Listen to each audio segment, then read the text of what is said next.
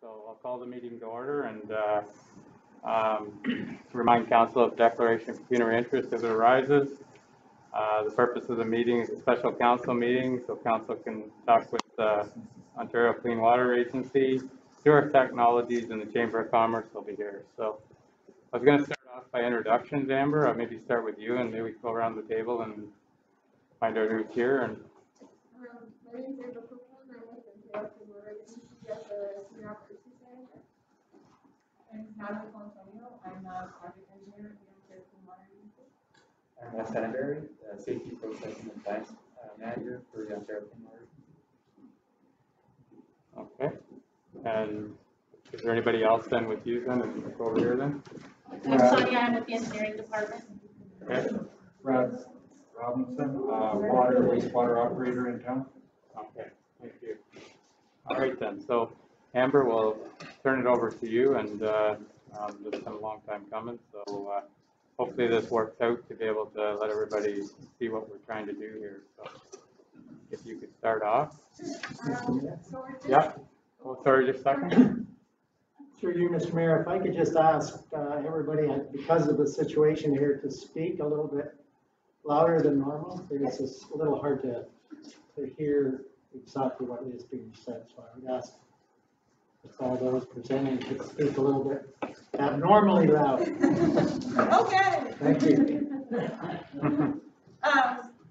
Just to ask if I could just move the agenda, flip it just slightly and ask that Jason from Sewer Tech have an opportunity to present prior to our discussion. Okay, sounds good then. Okay then. Yeah, I'm ready. Jason? Yes. So Would you like me to come up? Yeah, if you could come up maybe to the end. Yeah.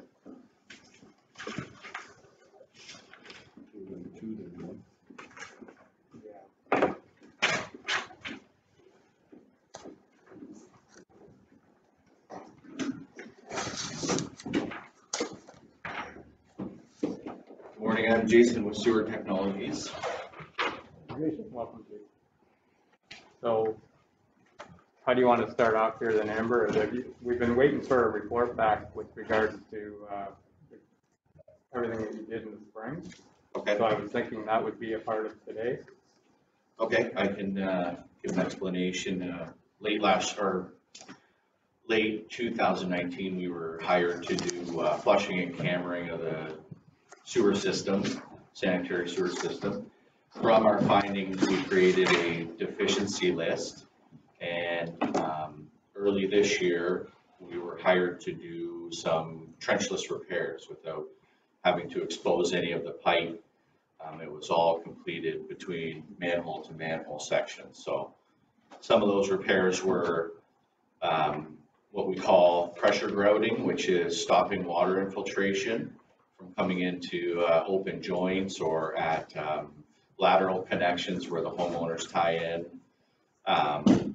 Other repairs were fixing damaged pipe with a two-part epoxy and a PVC felt, for lack of a better way to describe it, that gives the pipe its structural integrity back. Okay. So some of them results, I don't know, we didn't really get a good report back on it as far as how much it helped with regards to the seamless patching and whatever you did there as far as, I think it happened in March, did it not? Or Right. March? So did it make a big difference as far as the flow rates and things like that? We were hoping for great things to come out of that. Was it successful? In terms of what we fixed, it was successful. We were able to stop the infiltration where we saw it. We were able to fix the pipes where we had noted in our deficiency report. In terms of levels, I'm not 100% sure where we stand there. But we're hired to do the installs, not the follow-up. I can jump in if you like. Okay. I've started to look at the before and after here. So I had scans that I looked at about a month ago, and everything at the time seemed pretty good. I'll have another look now that I have a side-by-side, because it kind of makes a difference when you can see it page by page. They just gave me the flows. So the immediate reductions, and these are just raw numbers that have absolutely no investigation behind them, you're seeing an immediate response of 10% flow reduction. What we have to go back and look at, because they still seem high, your raw flows, is I'll take this back to my office and I'll go and look at the precipitation that you're seeing on those days to see how much may be coming in over land. And then I'll also have a look just to see what kind of things were in the report that aren't things that are defects that need to be fixed per se, but they're still going to contribute to a little bit of I&I just because it's the nature of the sewer. So I'll be able to look at this better now that I have other parts, and I'll be able to get something back to you. I'll send it via email to Amber, and if you want me to come present, I can do that, but otherwise I can give you something that's probably self-evident in a little couple-page report. Okay. Art? So the 10%, like just on the initial glance, you're saying it's about 10% reduction so far? Yes. It could be more or it could be less?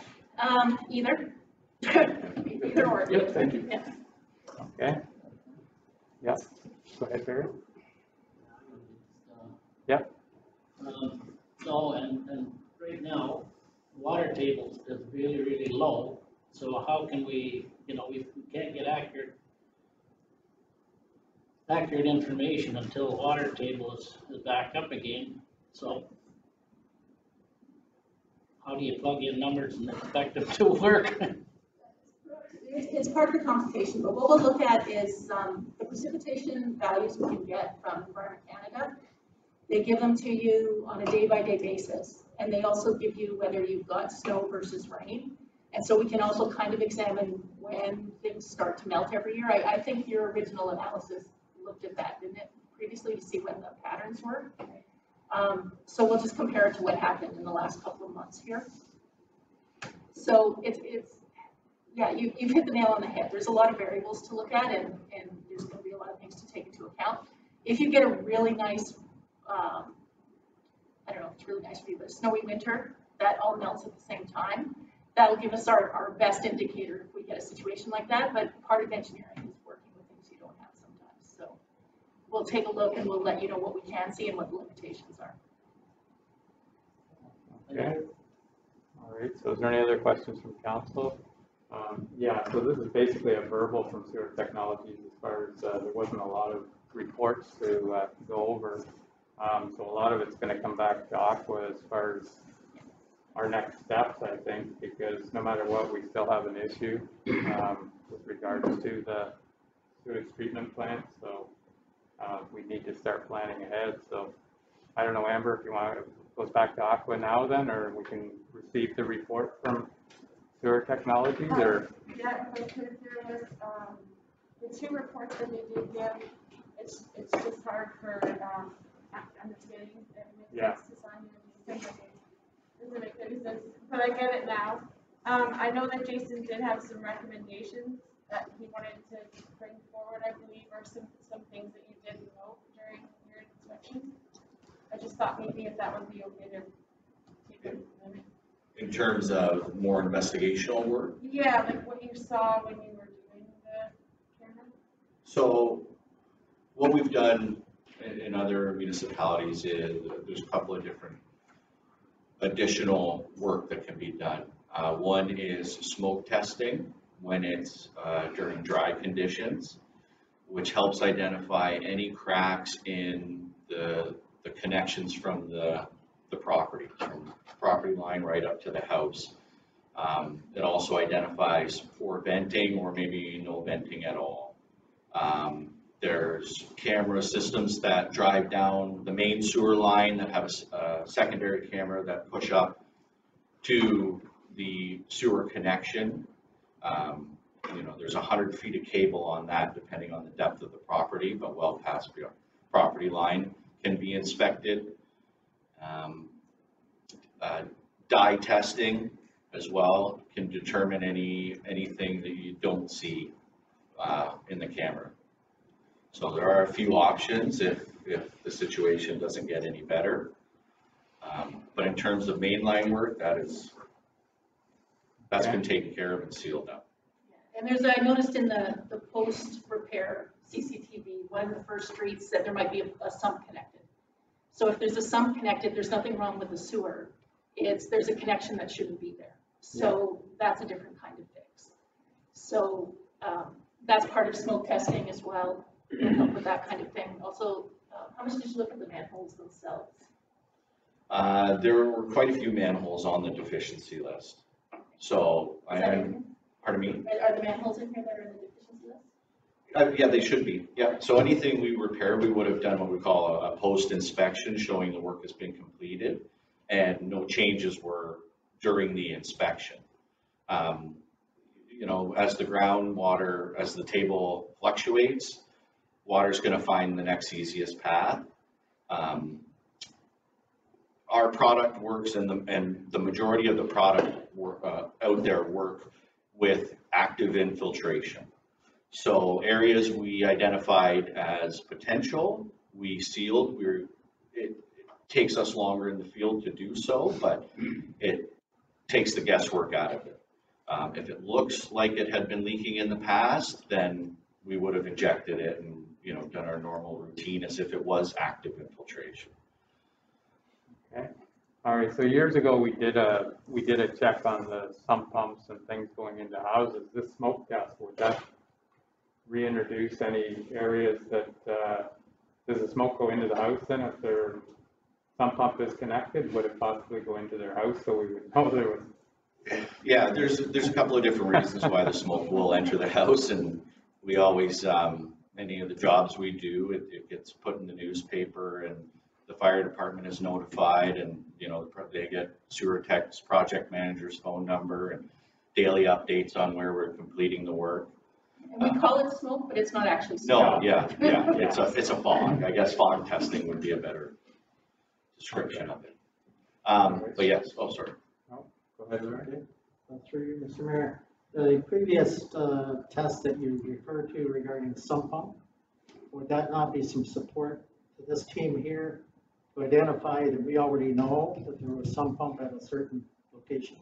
Yeah, like it might, but they may have been taken offline at that time and then put back on because it was so long ago. So it's probably, you almost have to start fresh again and try and find them again, I think. But I don't know if you're. If we can get the report though, because if we can go through in the places that he has noted that he's seeing something, if it's the same location or roughly the same location, Okay. it'll let you know if someone put something back. All right. Okay. Go ahead, Dave. Thank you, Mr. Mayor. Through you. So let's move one step ahead and say we picked one treatment or the other to find out the problems, if it was fogging. So when we go to repair, is there a specific timeline, whether it's high water mark or low water mark, when we repair? How does that work? You said you repaired and already for us quite a few spots, as I recall, and manholes and such. And we were actually in high water mark then, were we not? I'm sorry? Were we in the high water mark then? Like, we had a lot of flows at that time, so the epoxy really doesn't matter whether it's wet or not? That's my question. In the manhole structures themselves, there's signs of the water infiltration, whether it's active at the time or it had been active. There's calcite buildup, staining. There's different visual, visual things that we noticed that will say that was leaking at one point. Our chemicals react better with water, active water. But when we go to fix a manhole, we seal the structure. The structure, we drill outside into the joint and then we fill the joint with our expanding chemical. And that's the majority of where the water infiltration comes from, our failed gaskets or shifted manholes, especially along the highway with the heavy traffic. Okay, thank you. And your flows were like 2 to 3 times higher in the spring when they were doing the work That's what I than thought. they should be, so you were in the high water. Okay. Thanks, Bradley. All right. So go ahead, Amber. I'll just, I can close this right by saying that Sonia's gonna, Raffle after summarize the 2 reports and put it into action items or maybe recommendations going forward alongside with Jason if needed. But yeah, no, I think Aqua, you can action us and we'll take this section back and we'll provide you with an update. Okay. If that's fine. yeah, there's a whole bunch of pieces to the puzzle here as far as this, what we're trying to do here, and this is just one of them, and I think that's why we're here today, is to try and get this moving, and, whatever it takes, it has to be done, right? So, okay, well, if you could, like, we could just receive the sewer technology report, and then, we can move into your report, and then we can try and come up with a plan from that, I guess.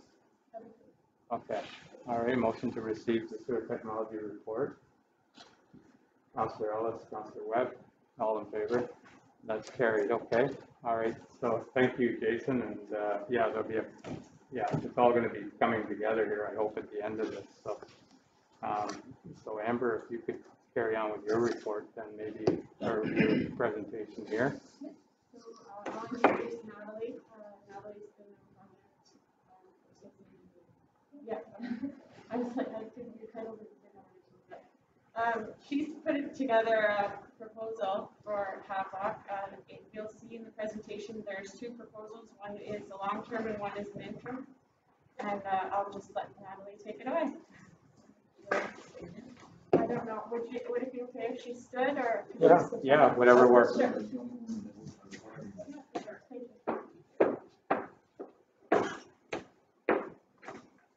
All right, so at any point, if you want me to stop or you can't hear me, this is my first sort of mass presentation. So if you need me to clarify or repeat myself, please let me know.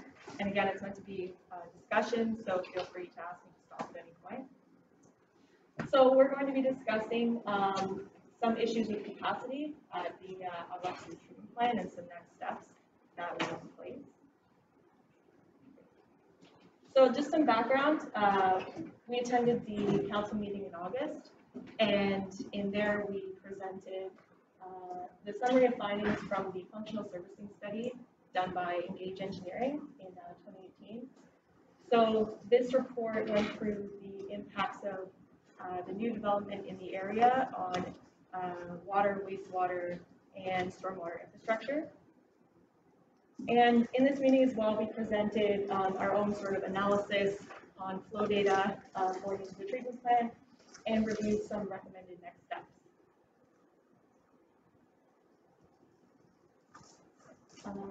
Just scroll up a little bit. Perfect. So some of the conclusions from the last meeting, we know that the treatment plant is currently assumed to be at approximately 75% of its capacity.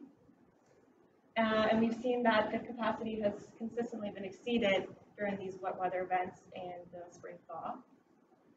And we know that there's new development in the area, and that will lead to additional increase in flows into this treatment plant. So with all this information, there's been a decision to move forward with increasing the capacity at the treatment plant. So in order to design and ultimately implement an increase in capacity at the plant, there are a number of required steps to get from start to construction. So the first thing that is required is a municipal class environmental assessment, or Class EA. And once that process is completed, you can move into engineering design and then into construction. So a class environmental assessment, or Class EA, is a mandated process used to incorporate environmental factors into decision making and to minimize any adverse environmental effects into your design. And this is a required process anytime you are either building new infrastructure or you're modifying existing infrastructure. And so in this case, we are modifying and expanding the existing sewage treatment plant beyond its existing rated capacity. So this falls under a Schedule C class environmental assessment. So it can be a fairly lengthy process. It could take up to a year.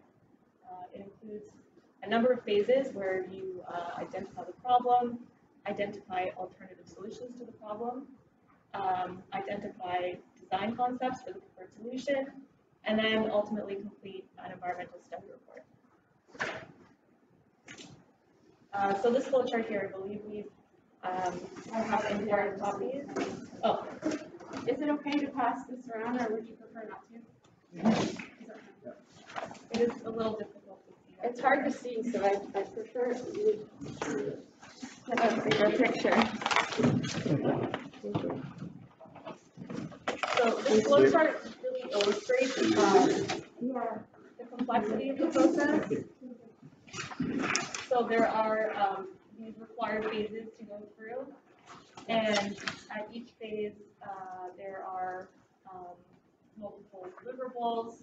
There are instances where you're required to meet, consult with stakeholders, in some cases the public, and that requires getting feedback from the public and responding to that feedback.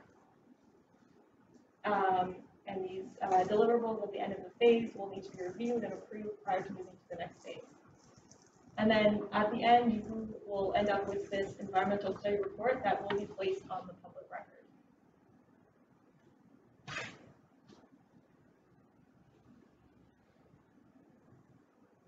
So to get the Class A started, Aqua will start with procuring a consulting engineering firm to complete the Class A.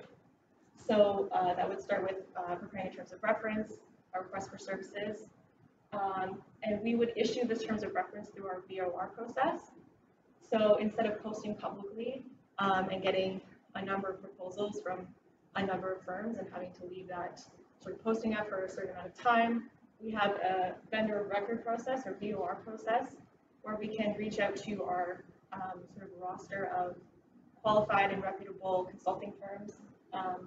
We can reach out to say 3 or 5 and invite them to submit proposals. And then we can review those proposals based on their price and sort of the merit of the proposal and ultimately recommend a firm to be selected. And then it's just a matter of preparing a contract with that selected firm and proceeding to the Class A process. And then throughout that Class A process, we will provide project management and technical review services. So just general project financial, invoicing, billing, coordination, meetings, things like that. And ultimately act as sort of the owner's engineer. So providing technical review of deliverables, attending meetings, and ultimately keeping the consultant on track and ensuring that the sort of final solution is in the township's best interest. So this is our cost breakdown for completing the entire Class A. So that includes Aqua services, as I just mentioned, and then an estimate of what the consultant engineering fee would be for completing the Class A. So just again, to sort of justify this price seems high, but it is a lengthy process. There required multiple meetings, consulting with stakeholders, the public, and multiple deliverables that will need to be reviewed by both Aqua and the township. Are there any questions? Just one there, like the range that these numbers are, I just wonder, like, if you've done it before, or like, I know they're all different, but it's quite a range, 105 to 260,000 for the total cost. Right, and that will be, sorry. No, I just wonder if you could, is there no way of coming something closer, like as far as, yeah, I totally understand a little variable, but that's quite a difference there. Yeah, absolutely. And comparing the terms of reference and just starting the process, we'll have a better idea what that would be. And then, it's really hard to predict until you really put it out there and get an exact number back from the proposals. Yeah, another thing that will affect the final price too is when they start going through the alternatives and the preferred solution, depending on the solution that they go forward with, that's going to influence a lot of the design work and the decisions that have to be made in the follow-up and stuff like that. So one design over another design will have a completely different price. Right, and that's sort of, oh, sorry, go ahead. Yeah, the EA,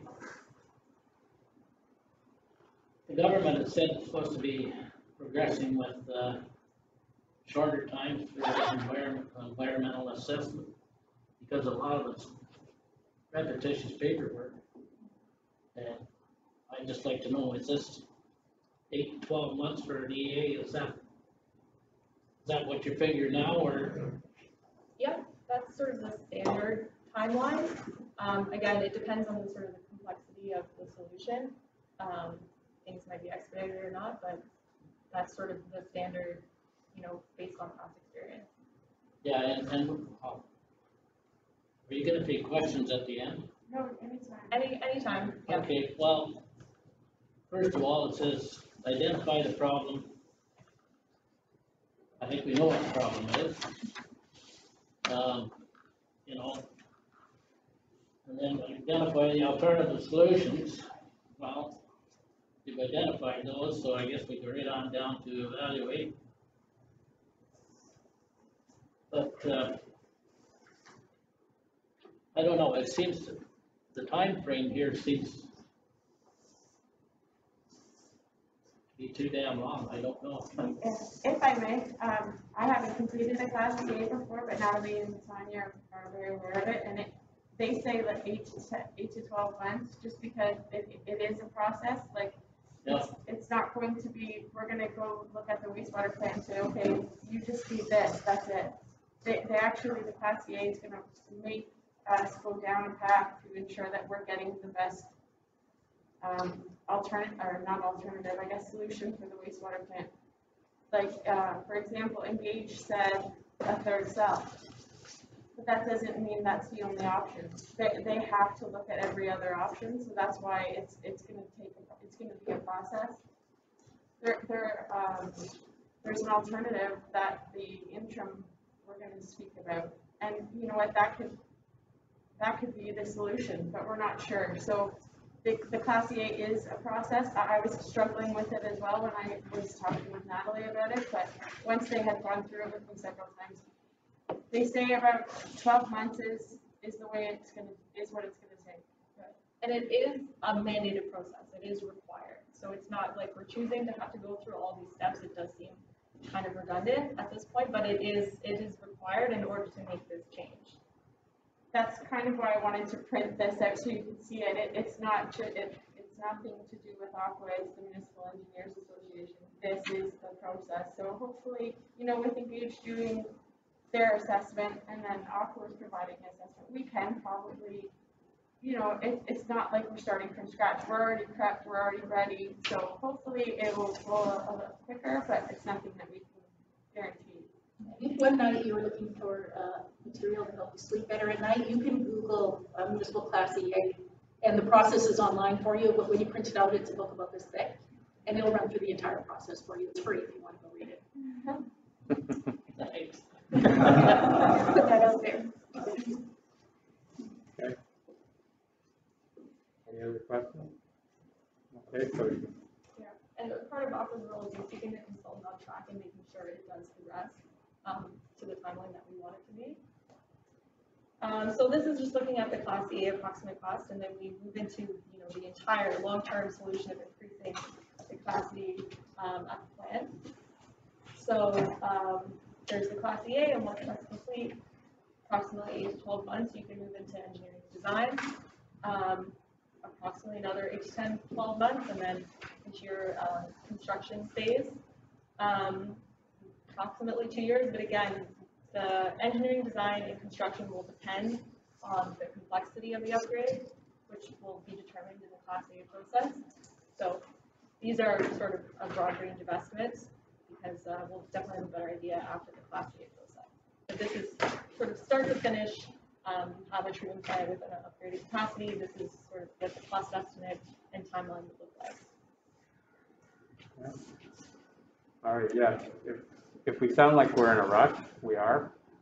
It's something that's disappointing, because when we did the sewage treatment plant, we were in the understanding, we were doubling our capacity, and it's unfortunate that infiltration seems to be having a big part of our flow rates over there. And so hopefully some of these other alternatives that you have in here, might be available to us. So I don't know. It's just it's really frustrating to be where we are right now when we thought we were way farther ahead. So yeah, moving into that, first, just in sort of the next steps. So Aqua will prepare a proposal to undertake the project management of the Class EA, and so that involves again the procurement and then the general project management of the EA process. Then the first step with that is just start preparing the terms of reference for procurement of the consulting engineering firm. As Natalie mentioned as well, is that we have a VOR, which does fast track getting this moving. So the vendor of record that we have the list of rosters, it's gonna pick up the pace a lot faster than posting it and waiting. I think it's standard is it a month, up for so many weeks anyway. We can just jump and skip that step, which is good. Yeah, absolutely.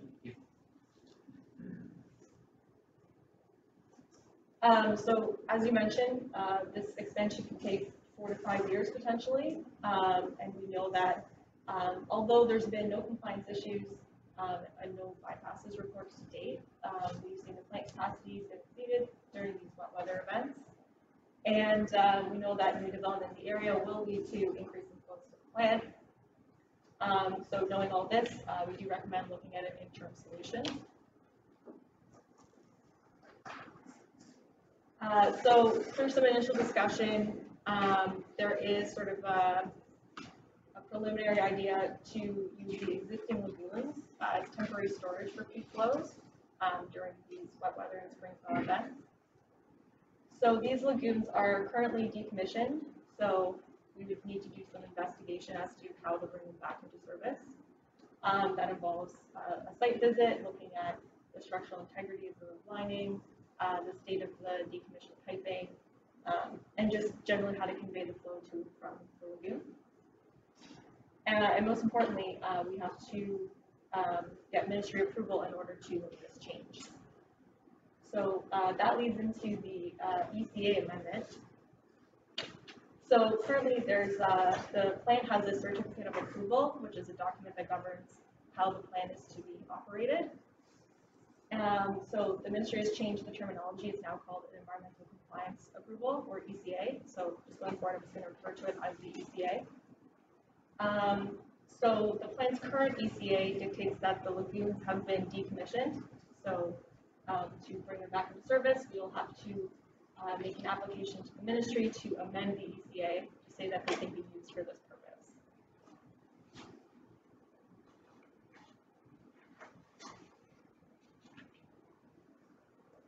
So prior to submitting any kind of application, we would do a investigation, again, a site visit, reviewing background drawings and information, and ultimately figuring out what needs to be changed, what the scope of work is, and the feasibility of the solution, and that involves preparing a cost estimate.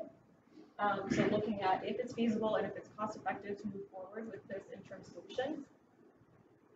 And if we decide that yes it is, and we review with the township and is agreed, then we will move on to submitting this application and any justifying documents that would accompany that. And then there may be a point where the ministry will request additional studies, assessments, testing that would further justify or support the application.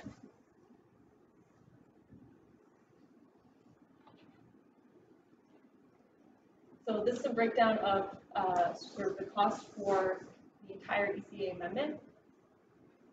The investigation would be sort of the bulk of the work in figuring out what the scope of work is and the feasibility of the solution.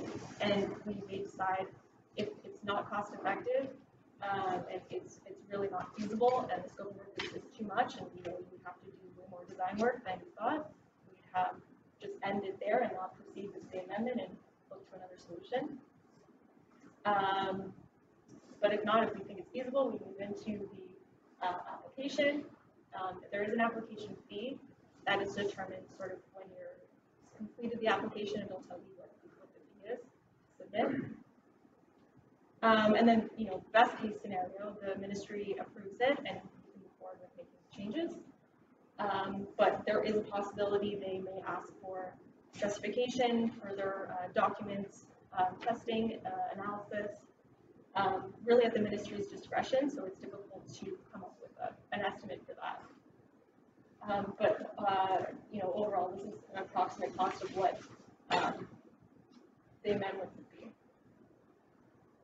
So our next steps for this solution, we first submit a proposal just for the investigation phase, where we would again go through, establish the scope of work, and the feasibility, prepare a cost estimate, create some kind of brief memorandum to review with the township to proceed with the solution or come up with something different. Okay. All right, quite a process. Yeah, if I may, I'd like to ask Wes just to speak on the interim solution. He's been in contact with the ministry and they're on board and supporting this, which is great. There's a lot of, I'll let you speak, sorry, you go ahead. No, so, yeah, I reached out to the director of the Ministry of Environment, Aziza Med, just to ask what the process would be. Oh, sorry, what the process would be and if they'd be in support of an ECA amendment, and they had agreed upon that. And then speaking with the local district ministry office, just asking what they would like.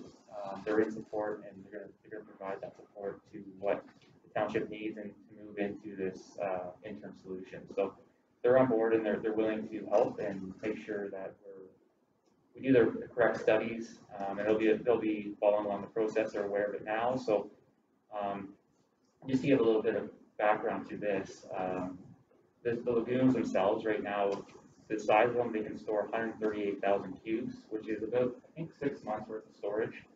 So if we were to use that for that storage, we could slowly put that back in the process in the off peak, or when it's during the summertime, we could slowly put that back in. So you have significant amount of storage during the peak season. So I think for an interim solution, this would work well. And then, as Amber mentioned, through the EA process, it may even be an option to use going forward. So instead of it using expansion of the, so yeah. Yeah. So the lagoons are there. They have been decommissioned, but nothing's ever been removed. Well, they have in a sense, but they're there, and you don't have to construct them. So this is an idea that Brad and Wes came up with to say, that's capacity, that's storage. We are aware that, or we are under the impression and believe that the closest lagoon is the reason why we had to decommission it, because it leaks. But the second one furthest out, I don't think has that issue. That's something that we're going to have to do part of the investigation for, just to determine if they are useful. If they are, and I mean, I don't want to get hopes up, but if this was something that the Class EA identifies as a capacity solution, it's definitely a saver. It would save cost huge, as opposed to adding a third cell, which is you're gonna have to have redundancy all the way through the plant. So personally, I'm excited, and I kind of hope that works out, because I'm really gunning for it, and I'm actually. I was very impressed with Wes for jumping ahead and asking the ministry, especially Aziz Ahmed. He is the guru of the ministry, and he was in support, and so is the local ministry. So I know I can speak for Brad. He's pretty excited about not having. So we're saying we're excited, but we don't want you to get excited. Yeah. So I'll look after that portion, and if it doesn't work, I'll be pretty disappointed. But I really am rooting for it. So I mean, as long as the lagoon holds up the way it should and it's in good condition. Okay, Deputy Mayor Joe had something? Thanks. Amber's actually explained what I was going to say. We were like hit with a paddle when the ministry said we had to decommission the lagoons and build a $7 million plant, and a lot of scrambling went on and so forth. And as I recall, that was the first one, and that's why we had to shut it down. And the pipes, as far as I know, everything's still in the ground over there. At one point in time, we were, council considered filling in everything in, and that was too costly. So we own the property all around it now, the farm, the municipality does. So we took care of that problem of having to fill it in. So maybe it was, luck was on our side for once, I guess. So I'm enthused about the idea of using that for backup, because it. Yeah, because it's only the certain months that we have, like right now anyways, is the peak is what we need to take care of. So it would be a great alternative. Councillor Ellis had something? Just a quick comment through you, Mr. Mayor. The time period to establish an ECA amendment, ballpark, I gave her time to establish that.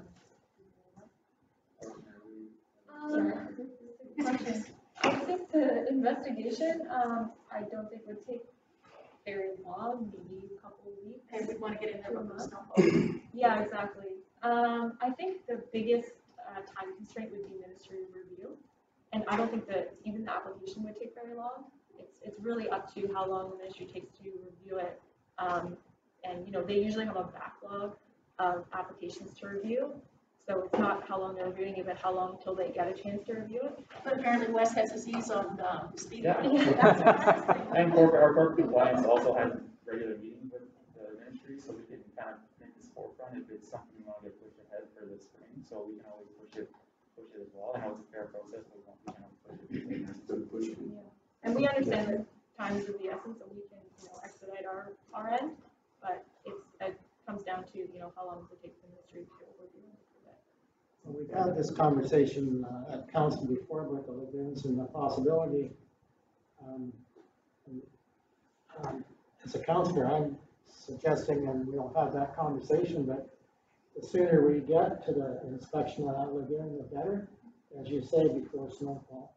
And we'll go out today and take a few pictures. Jose is our expert, so we'll bring him back some pictures so that he can figure out what he needs to do when we come back. And we are as excited as you are. Thank you. Okay, Councillor Pomeroy had something?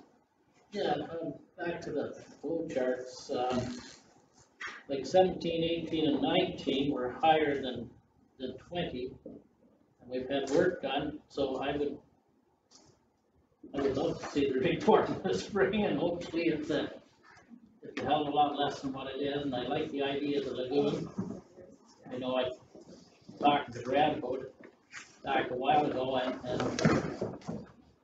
you know, that would get us through the hump and maybe be able to have some expansion in our municipality and still be able to handle it, you know, the story.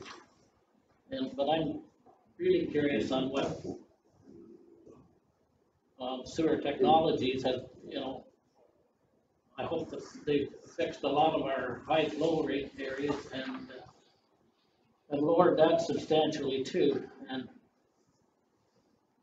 I think we're headed in the right direction. He doesn't say that very lightly either, so take that as a good one. So Laura's here. She would like to ask a question. I just have a question about the Class EA. Is there a peer review required for it? And if there is, what's the timeline for that and cost? Peer review, so there is, it has to be submitted to the ministry sort of at the end. But in terms of, you mean like a technical peer review? Yeah, like is that a requirement for this? No, but we would provide that as Aqua, as project managing it. And I don't think there is, Sonia, if you know, if there's like a standard third-party review. I don't, so, and one of the reasons we like to do one that's not necessary is that a lot of times you'll get consulting engineers who have a favorite solution, and they'll just try to push that through because it's what they're comfortable with. But if you have another set of eyes on it, just ask them a few more questions and poke a few holes here and there, make sure that their favorite solution does actually work for you, if that is in fact the best solution. Okay, so Aqua does that, that's included in the time frame and the cost? Yeah, absolutely. That's built into sort of our 8 to 12 months estimate, taking account for us reviewing deliverables and things like that, and also town reviewing deliverables, township. Okay. Any other questions from council or staff? Okay. Yeah, that was my last slide, so there's nothing else I know. Yeah. No, that's good. Amber? So I think if it's fine with council, Aqua would like to submit those proposals as soon as possible, just to start moving. I will, we'll also go to the site, like we said today, and just take a couple looks look at the lagoon, some pictures for our engineers. But that would be next steps for Aqua, if that was sensible. Okay. All right, so Bob, go ahead. Yes, through you, Mayor Martin, so I do think, just further to Amber's comments, there are a few action items here based on the presentation. So I think it would be best if we could get some very clear action steps from council, some resolutions for how to proceed with some of these items, if council so desires. All right. So we'll make a motion that we direct Aqua to begin the ECA amendment, or? Correct. First item is the Class EA. Okay, Class EA, okay. Yep. Okay, moved by Councillor Webb and seconded by Deputy Mayor Giroux that we move along with the EA, Class EA. All in favor? Oh, sorry, just a minute. Go ahead, Bob. All in favor, Okay, all in favor? Carried. Okay. So next item, Amber, correct me if I'm wrong. So I would suggest that we need a resolution with respect to the interim solution, where Aqua proceed with investigating the interim solution. Okay. That's correct. So, Mr. Mayor? Moved by Councillor Ellis and seconded by Councillor Pomeroy. All in favor? And that's carried. Okay. So that should get us moving here as far as, maybe this afternoon you'll have an answer for us. Oh, yeah. Absolutely. Bob?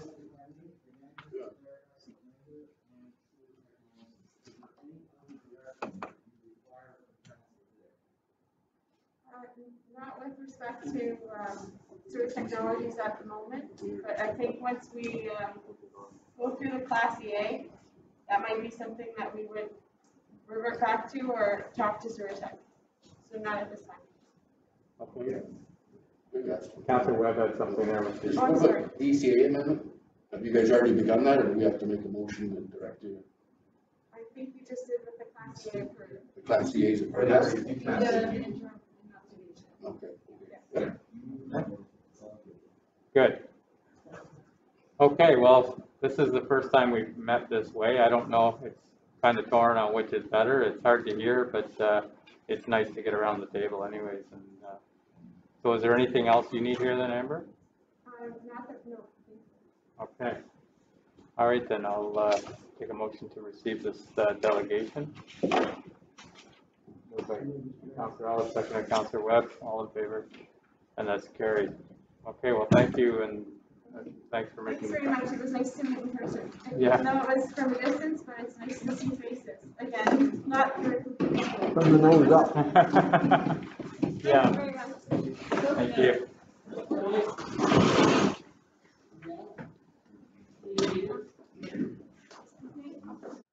Personally, I don't see a problem with meeting in the afternoon. We need to hear the public input first. And we need time to digest what they're requiring or asking us what we would consider. So maybe we could talk about it later in the afternoon. How long is that meeting in the It's still noon, so it's 12:30. Like we can leave, like, you know, so if we were to go at 12:30 in the afternoon, like just give us till after lunch. It's 10 till 12, and they're pretty punctual. They don't go over. Yeah, 12:30, 1 o'clock, whatever. It's a Zoom meeting, so it's just switching over to another screen.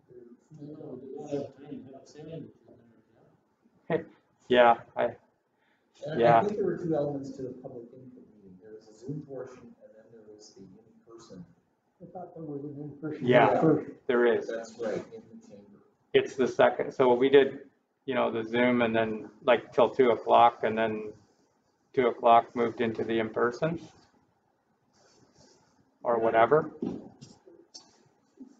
up to you, or just do the one part, do the Zoom part of it for now and do the in-person at the next meeting. That's another option. Or just do the in-person, whatever you want to do. If we could do it in the afternoon though, like you say, it saves condensing things up. So. You know, I've never attended one of those county meetings. Have you found them to be valuable, or I know you've been previously?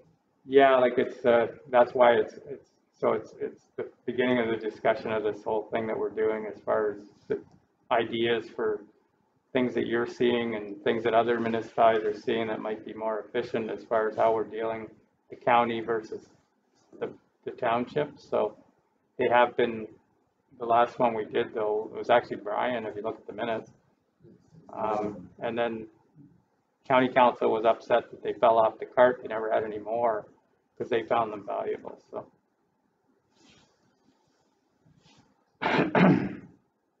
So, it's, like I say, if you got any suggestions, Bob, but if we could do something in the afternoon there, at least we're getting, whether it's both parts, the Zoom and the, you know, the Zoom, we could do it this way even in the public. I think it's probably easiest, and it's totally up to council, but I think it's probably easiest if we just move the schedule, just bump it a week. Okay. When everything stays exactly as it is, you're just to push it forward a week. Okay. Yeah, so it would be just changing what the 6th, we have a meeting scheduled for the 6th already, so it would be the, Right. everything that was going to happen on the 6th will be moved to the 13th, and everything correct. from the 30th. That's correct. That's what we do. Because that schedule probably isn't going to be done by then anyways. That was a, hopefully it will be, but I doubt it will be done by the 14th of December. We have a meeting scheduled every Friday in November for budget. Yeah,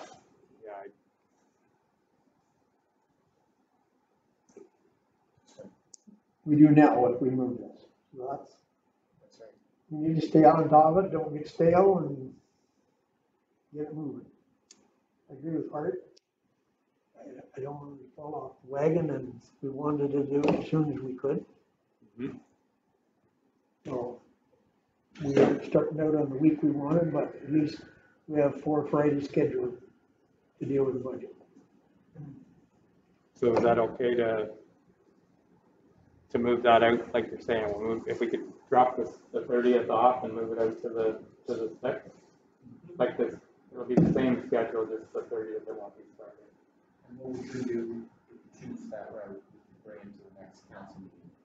And again, it's just another opportunity to show to the public. Yeah. Revised schedule. Yeah, the public part of it's the important part of it as far as. So you don't want, like, it's just, we can't put the notice on the board. The sooner we do that. We'll put the notice out, but yeah. we'll bring it back to the next council meeting, just as another reminder. Okay. Dave?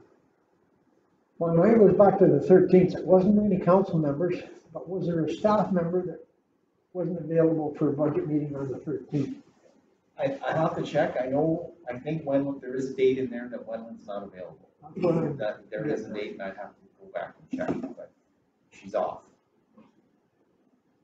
Yeah. There's one date, I think, in November. Well, we do have an opportunity, if the treasurer's not available, we have an opportunity during that week. We have, well, that's kind of a Monday, Tuesday, Wednesday is a free week for us. I call it free. I have 2 meetings to go to, but they're in the latter part of the week. So if it wasn't possible on the 13th, we could move it ahead to the 10th or the 9th or the 11th.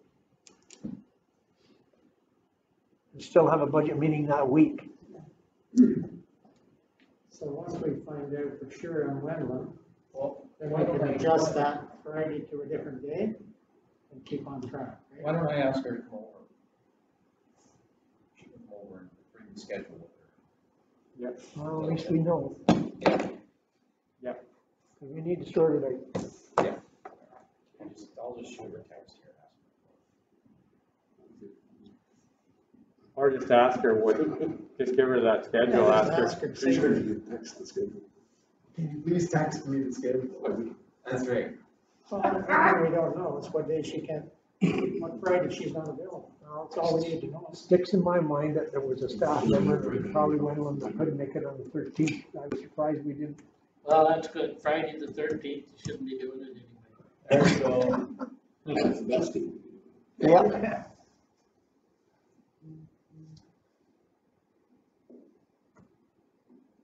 Okay.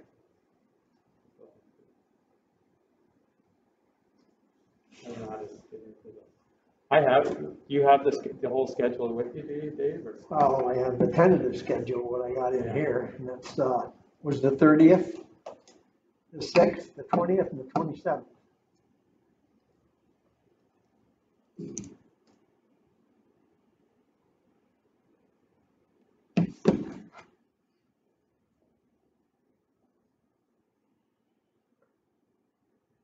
Just asking her what Friday she's scheduled to go.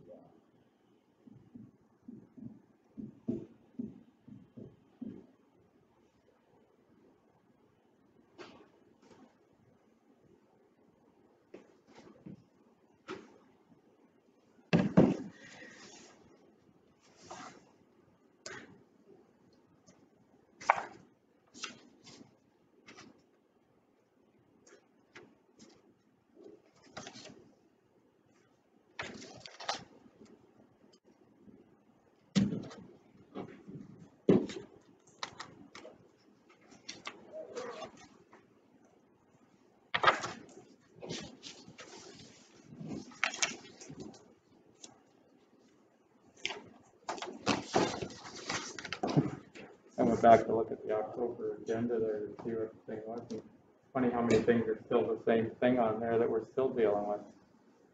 I thought it was in 2019. I'm looking for the schedule. It's like flow matrix. All this stuff is the same stuff we're talking about now. So, anyways, you want me to go into the other? Yeah, let's go while we wait for an answer. So the other thing there that I meant to bring to the last meeting was to see what council's thoughts were on decorating a Christmas tree. Now, I'd have to get permission from the Lions because it's their park, but about decorating the tree behind the electronic sign and as a, putting Christmas lights on it and getting Pup or somebody to do it. So I don't know what council's thoughts are, but it's a nice big tree that we haven't had. We used to use, well, we tried at the church, I think, years ago until it got cut down. But I just wondered what council's thoughts are on doing something for Christmas. So it is a nice big spruce tree. And probably, we tried it, Albert and I decorated it one year through Celebrate Havelock, but we didn't get many lights on. Like, it needs to be done right. Like, he had a lift there and we did it, but like I say, it's one of those things, being Lions Park, I'd have to kind of make sure it's okay with them, but I'm sure it's fine, but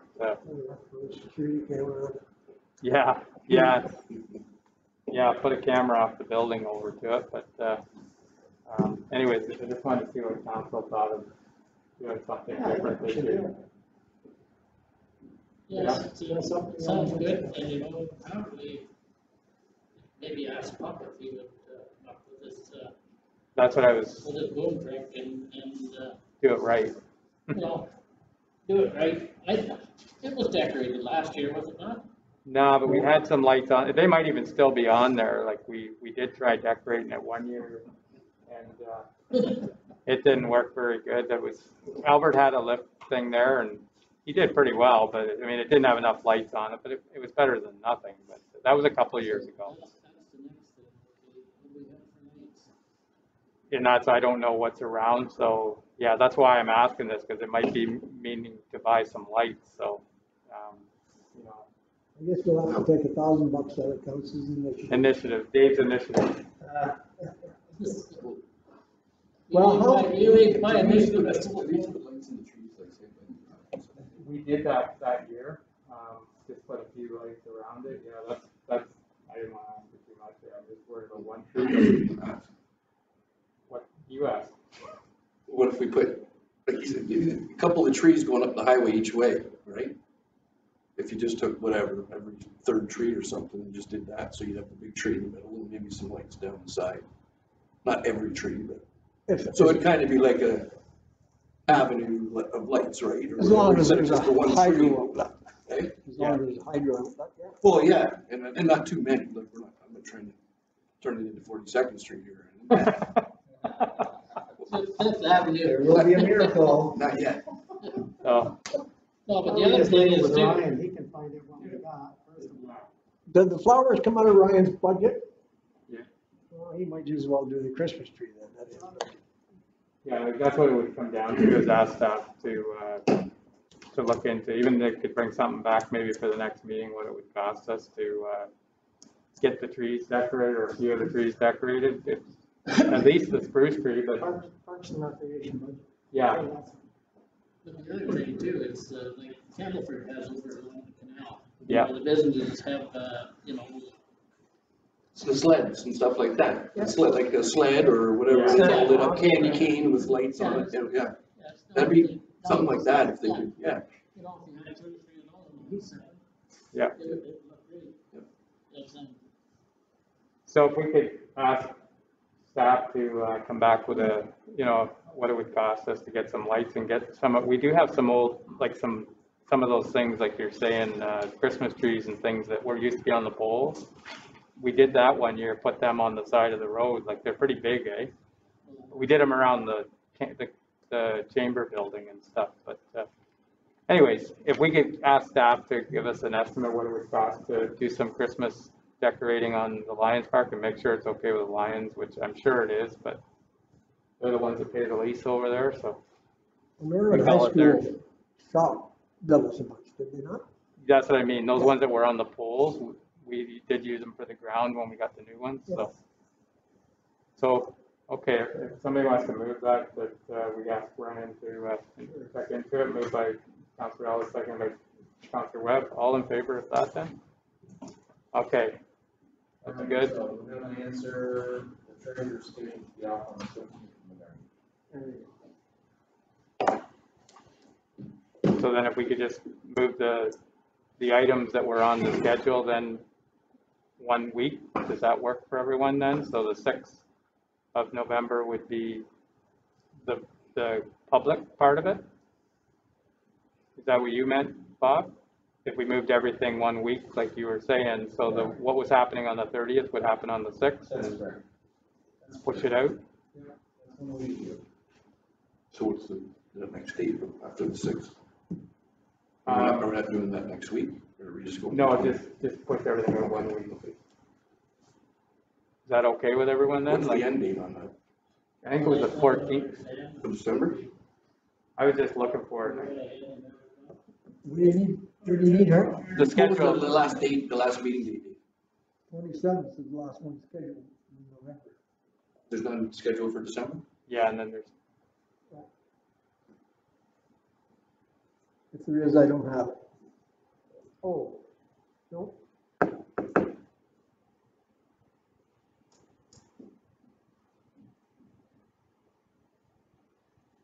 You know, if some of these meetings are scheduled for Friday, if she can't make it, can we back up a day rather than miss a week? yeah. I think, I don't know why they're all on Friday. I had mentioned to her about, using the Mondays and Wednesdays that we weren't in council. So it's consistent that way, but we're on to Fridays now, so. Still open. Scratch everyone up again.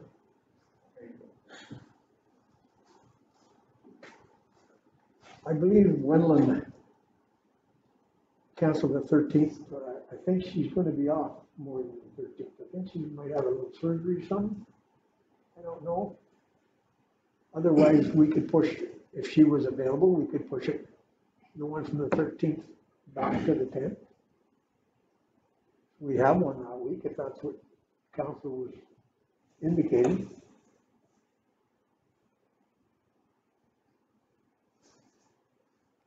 Like you say, rather than lose a week. Yeah, Well, that's what we're doing. Move it a day or two, like hell. If she's available. I'm not sure her.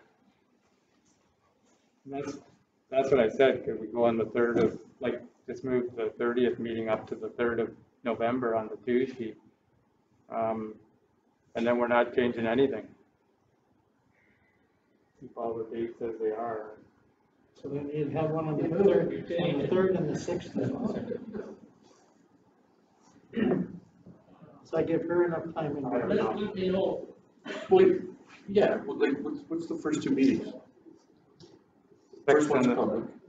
The first one's public, both sides of the line. Yeah. The second one is, If we have the first two close together, I don't think it matters, she's gonna have to make, because that just covers everything, doesn't it? yeah, like the She's first- just gonna have to revise and then, You know what I'm saying? Because then they split up, like we have Parks Rec roads or whatever, one and then the other. And then there's a space before we go back at them again. Yeah, like, the public one is to just get input. She's not gonna have to do anything with that until later into the process. It's just to get it on the books, right? Well, all I was thinking was, so we have the 2 meetings, we'll have every department, so she'll have an overview of kind of generally what we're looking at. Public input, can review that, we come back, we get 2 more meetings with the same. We'll do it again, and then obviously we're probably gonna need 1 or 2 after that, right? Is that? So what do you suggest? Well, I think the only unknown is the comments that Deputy Mayor Giroux has said about Wendland. Is she gonna be available for any date? If we say the 10th, or if we say the 3rd or 4th? Is there something going on? I'll give her 2 dates then, Bob. You guys pick a If date. she- If it gives us enough time to advertise the public meeting, we can do it. Did you say, Jim, the 3rd and the 4th? Anybody have talked? Yeah, the 3rd or the 5th. Available and. The 4th, we got county. Oh, county council. Well, I'm just texting her to see if she's scheduled to be off on any other days.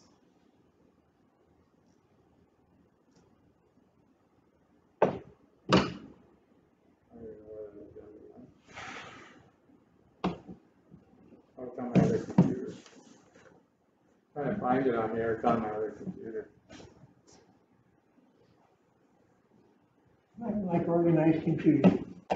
Yeah, just to change one day, it can make a big, because everybody's schedules are, well, probably mine is more, but there's not many days left in a week.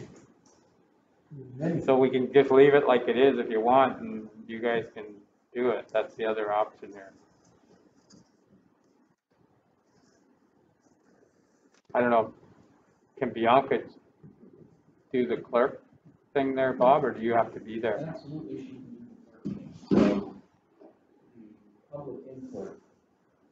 It's the Zoom part of the meeting. We're gonna record it anyway, so anybody who's providing input on Zoom can be recorded. The in-person part of the meeting is in the afternoon. That's right. Right, so we can attend that. Yeah, So it's really not that big of a deal. so Dave can carry the The treasurer meeting. will be there, so she'll be getting the input. If that's easier for everyone, that's the option there. It's just you guys can do the Zoom and we'll come in to the afternoon one, or you can do the public one in the morning and do the Zoom in the afternoon. That's up to you. It's just, we can just continue that day and that saves all this confusion. Let's make a decision here. Yeah. Let's pick a date, let's pick a date. Just do that and just leave it as it is. Any of the, I don't care, you guys, whatever date's good for everybody If else. that's okay with you, Live or is it on Zoom? the morning is Zoom. So it's Zoom in the morning, and then in the afternoon, Recording like it's this. in person between 5 and 10.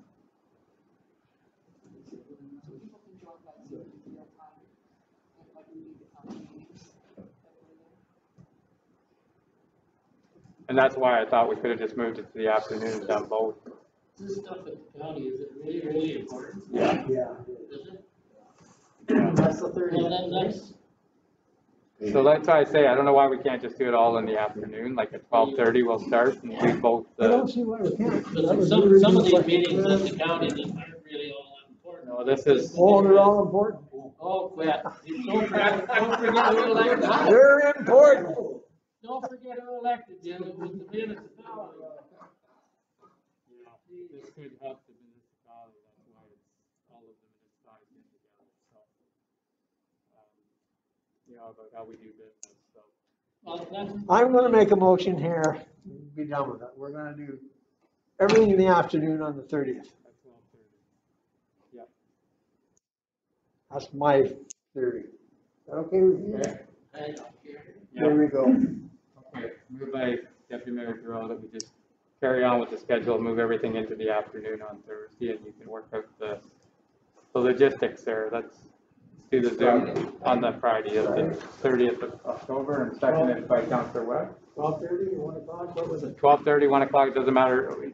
Bob might want to have something to eat, so say 1 o'clock. 1 o'clock? He'll start charging us double time for, so 1 o'clock. So, that's one thing with the Zoom meetings, you can just jump that. I had 3 of them last Thursday and it went right from 2 o'clock in the afternoon till 10 o'clock at night when you put the screen on black to go have your supper for 5 minutes. So just bear in mind, the Zoom part of it, we're all on Zoom. Yeah. So you'll need some time to travel to get to the chamber to join us in person. Yeah, so you can take a half-hour break in there somewhere. You can set that up. You know, I hope this isn't being recorded because people are gonna laugh like hell. You mean this council sit around and talk like this? Well, It's being recorded. It's being recorded, It but being this recorded. is the challenges that we This is a have. Council meeting. I don't think people realize how busy we are and how we are doing a lot of juggling as far as meetings. So, you know, so I think we've made a decision here to go on, and you just set up the time there, Bob, on how we can make it work. Okay, and then get that posted. Okay. It'll get posted this afternoon. So 1 o'clock on the 30th? 1 o'clock on Then the, we go to the 6th, 20th, and the 27th, they're all morning, right? yeah, they're all day, I think. Good.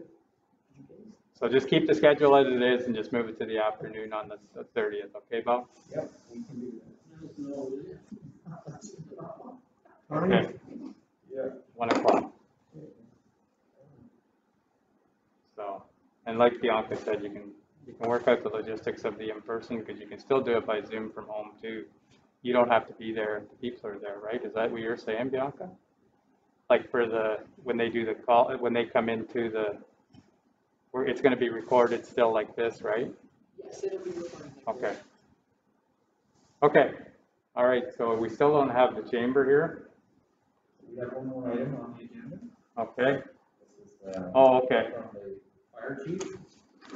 And the fire chief, requested council direction with respect to, children trick or treating at the Havelock Fire Hall. I didn't realize, but this is an annual thing. Yeah, they usually. He just wasn't sure if council was comfortable with firefighters still carrying on with that or not.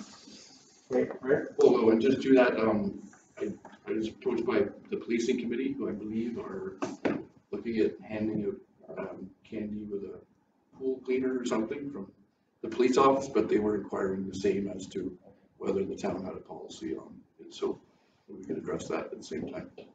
So in my discussion with fire chief, obviously they'll follow all public health protocols and like you're indicating, Councilor Webb, they'll keep their distance in some fashion.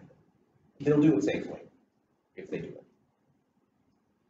Yeah, so it's going to be up to them. I know Selwyn is canceled. They're not doing the firemen aren't doing the candy thing in Selwyn. And I don't know about the rest of the county, but a lot of them have, you know, went with the public health thing that tried something different this year. But so. I'm not sure, what is the public health direction on this? I haven't heard the local. I think they said they suggested that people don't, the suggestion that you don't trick or treat. But there's nothing stopping you from trick or treating. So I don't know what. They're not going to tell you. I don't know what kind of decrees they put out. All these amorphous gray matter decree that nobody can understand. So. There's an info thing on their website page. Yeah. For Halloween from public health. Doesn't say you can't do it. Suggests, yeah, like I've talked to quite a few that are doing totally different things this year, scavenger hunts and things like that. I don't think there's going to be a lot of kids out, but there's going to be some diehards, I'm sure. So, so they're leaving the option, just don't turn your light on if you don't want people at your door. You know, it's, I don't know. It's, so whether we want to, it's up to the fire department, but I really would say I would cancel it this year personally, but I know how some people feel it's, you know, we're going to cancel everything, but I don't know, you know, if it's worth it.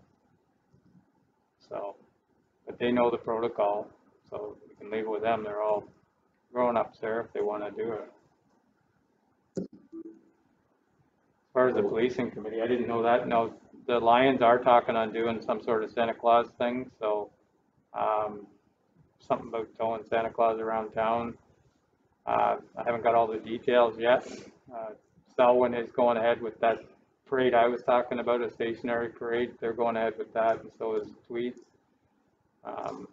So ours is talking about it's going around some sort of designated route, but I think they're going to have to be careful with the whole thing is if people start gathering once they post that route. It's complicated. Nothing's easy this year, so I think that's where everything's getting shut down. So what's council's thoughts on the fire hall thing? Like, what do you want to tell the firemen? I don't know,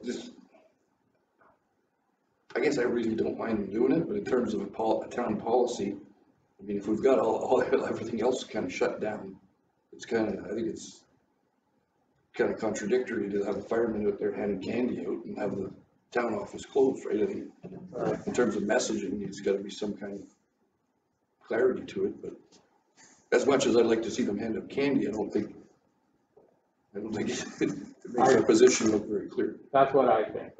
You know what, I think the type of year it's been, I personally, you know, if council feels up to it here, I think we should tell them that it doesn't go along with what we've been doing here, and I don't think they should be. So what do you think? You want to make a motion to that? Or? No, I don't want to make that motion. I just throw it out there. It's being recorded. You know? See that. What's council's thoughts? We got to deal with it. We can. There's only two options here: yay or nay. Dave, go ahead. I agree with Councilor Webb. We can't send two different messages out here. We have arena closed down. We have library, blah blah blah. And then, you know, as much as I'd like to go out and go with my grandkids trick or treating, it's not feasible, and I don't think they should do it. Remember that one? Yes, I do. Okay. Moved by Deputy Mayor Giroux that we tell the fire department to support them having handouts this year. Is there a seconder? It doesn't go with what we're doing. You're right, totally right. And, you know, this is one of those hard decisions. But one thing about it, I put it out there, but it doesn't go.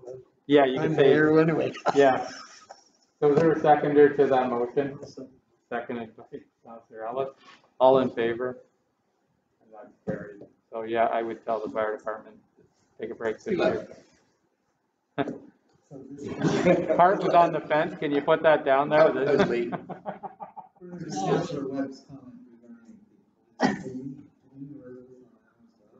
I think they should be aware. The same one. We'll just put it in the same. Yeah.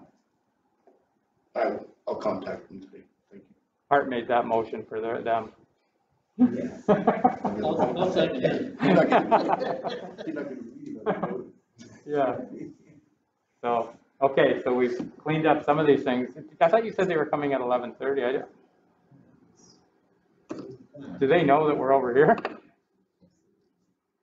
Oh. The door's locked, they're outside. Yeah.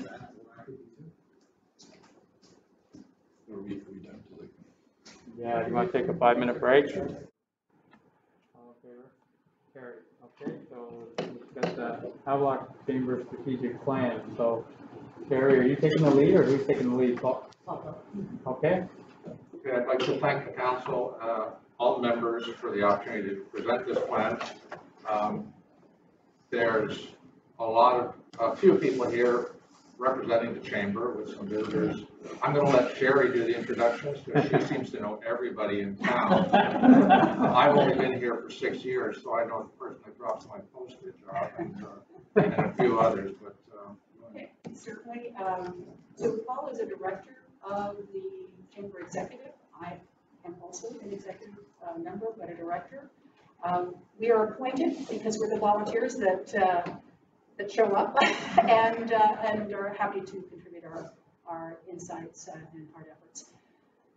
On the executive attending today is Karen Pearson. Karen is our treasurer. She is so much more than that. She contributes to all aspects of our governance, including strategy, administration. Ray is our president, and unfortunately Ray wasn't feeling the best and rather thought it best that he stay home, but he sends his best wishes, and we have his virtual support. Elmer Buchanan is our vice president. Unfortunately, he wasn't able to attend today, but again, someone with a great deal of experience and breadth of knowledge that contributes to the organization from a strategic standpoint, and also getting things done, helping us to navigate some of those channels. Visiting today, we have Joe Reese. Joe is part of the Peterborough and Kawarth's Economic Development Organization, has helped us by stepping in where Tracy wasn't able to attend in person. She made sure that we had a representative from our organization. You'll see that there's been a great deal of collaboration, and so having the participation today is important to us. Also, in terms of our membership attendings, we have Frank and Maureen, and I forgot your last name, forgive me, from Havelock HPM Metals, and they've had a great deal of successes. I'm sure a number of you know already in terms of acquiring the castle building franchise, which is excellent and certainly thrilled for them. We also have behind, and I apologize, I'm not sure who the white hair. Jerry. Okay, could you repeat? I'm sorry? Jerry. And I'm sorry, Jerry, I don't know your last name, but I'm happy to have you. I'm not with the king. Okay, great. So that's who you have attending the meeting today. I'll pass it on. Yeah, the presentation goal, as Jim summed up, basically we want to provide council and guests an overview of our strategy for moving into 2021. We've set some high goals for ourselves and raised the bar quite a bit, but I believe we're well on the way towards ensuring that we'll be able to achieve those. There's a quick overview of the executive. Larry Ellis, our liaison with council, and Tracy Bertrand, our liaison with the Director of Tourism and Communications, who Joe is filling in for. I wanted to mention in particular that Tracy has been a big help in terms of facilitating the transfer of information back and forth with the Peterborough Kawarth's Economic Development, and keeps us abreast of what they're doing with regards to tourism, and also takes back to them information about what we're doing with tourism. And Sherry will talk a little later about the data we've been collecting, which is a little bit in the forefront of what's being done with most tourist info centers. Back over to you. Thank you. So what you're seeing or looking at on screen are the 5 elements of our strategic plan. And you'll note that most consumers, 80% or more, are more likely to purchase products and services from chamber members. It lends credibility and legitimacy to organizations, particularly those that are new to the community or new launched. What's important about what you're looking at is more the backstory. So last spring, we realized we needed to take a moment of reflection, internal reflection. What are we doing effectively, what we're not doing effectively? We realized that there were elements of our information out there that were out of date, but more out of step with what other Chamber of Commerce were doing. So that led us then to laying the foundation for a business strategy. We needed a plan. And with any good plan, you need to come at it from an informed position.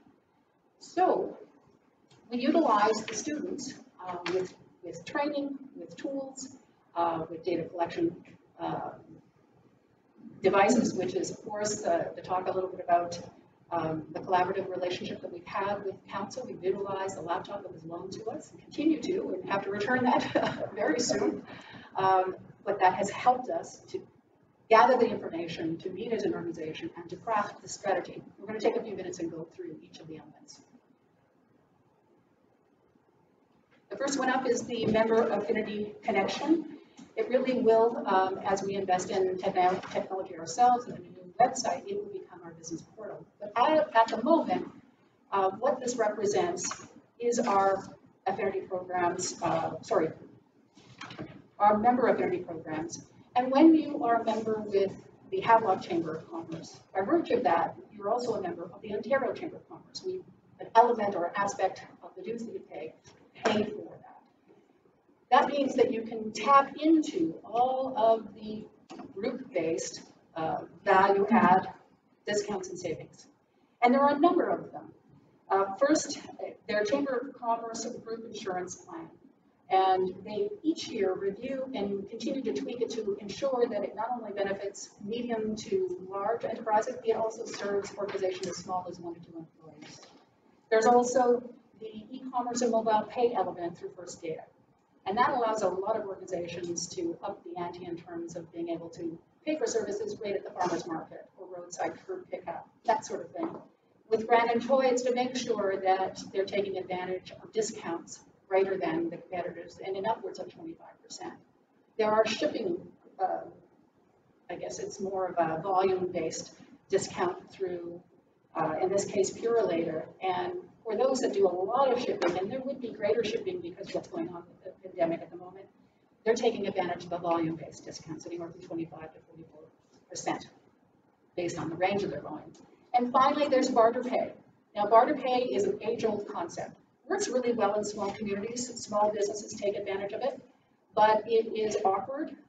Sometimes there are tax implications that can be troublesome and worrisome. With this, Barter Pay is a Canadian organization based out of Stony Creek. They've introduced a platform that allows members to tap into idle and for idle volume, or sorry, not idle inventory, so that you can start moving this, and you're not utilizing dollars and cents to do that. It's very worthwhile. Even for those that are in the service business, you can tap into some of your excess capacity at the moment, and you're no longer limited to our township or even to the county. So it's really it's an exciting new element that the Ontario Chamber has offered. They are running webinars, in fact, this coming week. On the 27th, I believe it's for service organizations. On the 28th, it'll be for those that have product. And we're going to push that out to our membership to make sure that they're fully aware of what's available to them.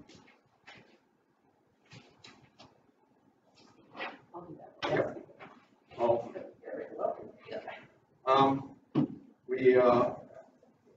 I've been a member of the chamber for, I think, 3 or 4 years now, and typically we meet on the 4th Monday of every month. We realized in the discussions this spring that we need to engage more with the membership, and we need to have more membership events, members of events. We need to have chamber seminars so that we can offer value, and lunch and learn sessions.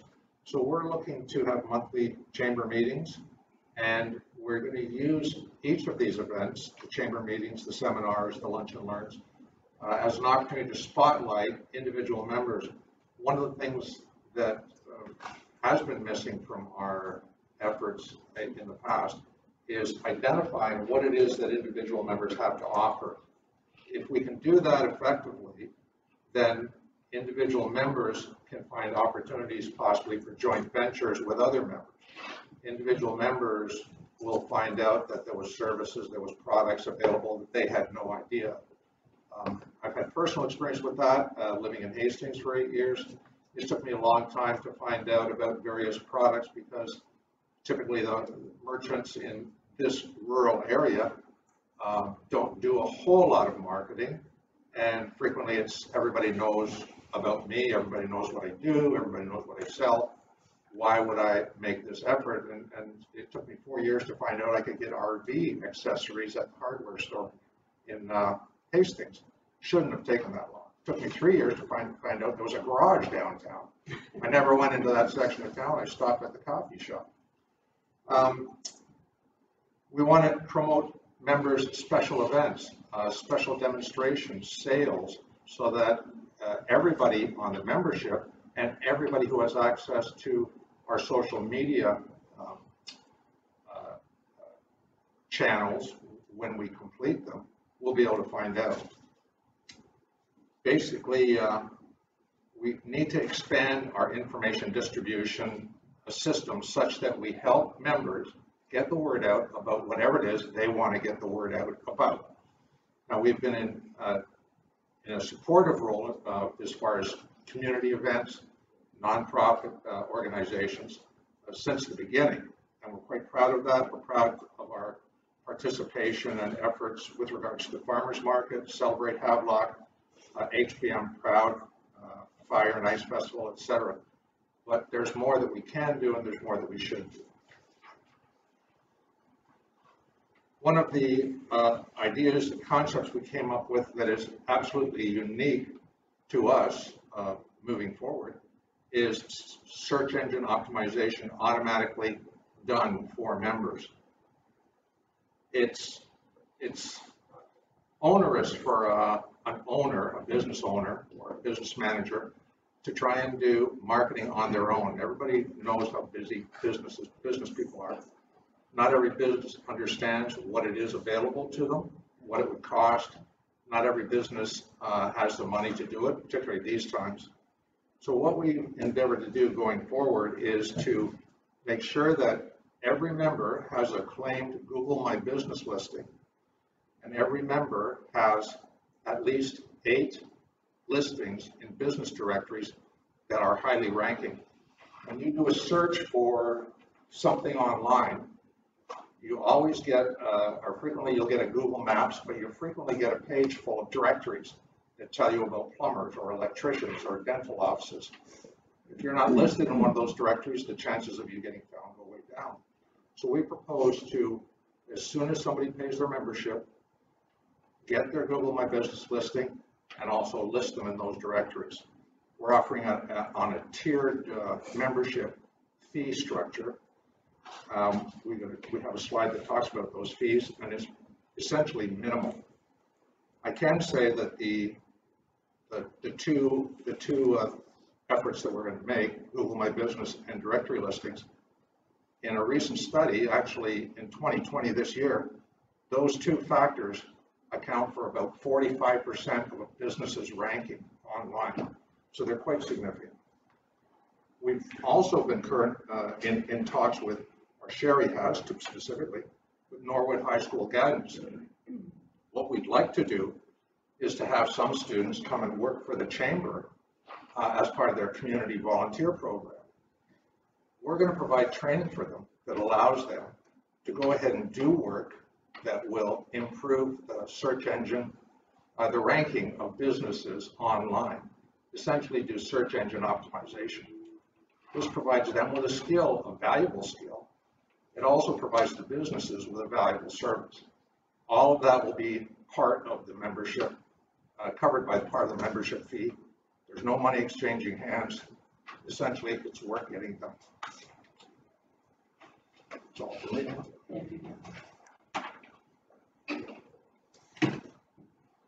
So one of the key elements of our business strategy is making sure that all of our members are aware of what funding is available to them.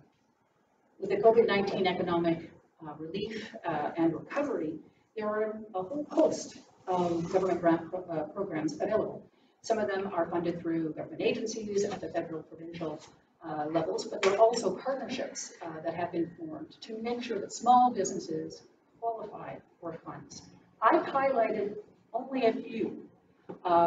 For example, we have RAP. Joe will be familiar with this one. We have worked closely with the Peterborough Chamber of Commerce, and Tracy has put me on to key members of their team so that we fully understand what's available through the, I'm not sure, we call it RAP, it's Recovery and Activation Program. So it is funding upwards of $5,000 that pays for PPE. It pays for acrylic barriers. It pays for those things to make sure that organizations, small businesses are safe in the delivery of their services. It also pays towards improved automated measures to allow them to market their products and services more effectively through a number of vendors, whether that's the website, whether that's having automated pay systems. All of that qualifies for that. Not all of our members will meet the qualification criteria. And not all of them will see the value in this, but a number of them will. And our job is to work closely with those members to help them fully understand what is available to them so they can take advantage. The same thing goes for the relief, for the RRRF, which is a Regional Recovery and Relief Fund. Again, another $5,000 to $10,000 available. That application process opened in the spring, and most of the money has been allocated. Recently with RAP, and I hope all of you received an update from me, which is to say that the government has added an additional $12 million to that fund, so they can, if they missed their window in the beginning of September, they can now reapply or apply for the first time for that. There is Canada Business Resilience, I mentioned the Canada United Grants. That is the partnership between the OCC, which is the Ontario Chamber of Commerce, and RBC. This is exciting. Again, it's not for everyone, but most monies will fund for the steps towards resuming service or helping them to automate and improve their services through technology.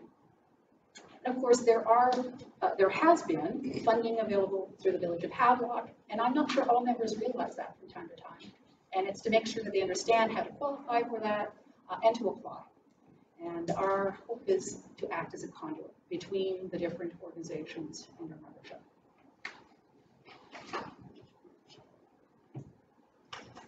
This is the tiered membership fee structure that we're talking about. We have businesses with multiple employees. We have businesses that are single entrepreneur acting. We have non-business members as well, and it's important to have them because they are connections between us and the community. So some things aren't going to change. The nonprofit organizations has been costing them $50 a year to belong, and individuals it has been costing them $30 a year to belong. That will not change. Our previous structure charged businesses $100.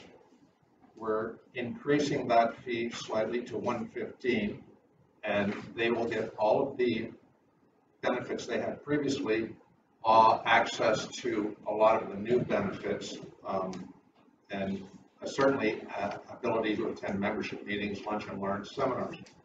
The silver level, that's the bronze level. Silver level, businesses that will go up to $125, an extra $10, will receive the online directory listings that I talked about earlier. Businesses that step up an extra $25 to the gold level will also receive those directory listings, and they will receive an optimized Google My Business listing. So it's up to the businesses to determine what level they want to operate at. Certainly, if you have multiple employees, the benefits that are available to you are large. But you may already have search engine optimization done on your website. You may already have a claimed Google My Business listing. There's no need to pay double for that. So this is extremely valuable. The online registries and the Google My Business optimization, if you were to get in touch with a local online marketing company from Peterborough or locally, it would cost you, a minimum of $300 to get that done. So we're talking about completing it for $25 or $50, I should say. That pretty much covers it. If I could just add one point. When we were going through the business planning exercise, reviewing all of the findings from our market research, we focused on 5 communities: Fort and Lakes, Peterborough, Trent Hills, Belleville, Madoc, and measured ourselves against those organizations. What did they have that we ought to have? What didn't they have that we could offer? And this was it. None of these organizations, as effective as they are, and they are, have this. And I wanted to just take a moment and acknowledge that this is Paul's brainchild, and it's exciting, and I think our members would really see the benefit. I became aware, and I've done this part-time online marketing over the years, and it was clear to me years ago that the area we're in is significantly behind more urban areas like Peterborough.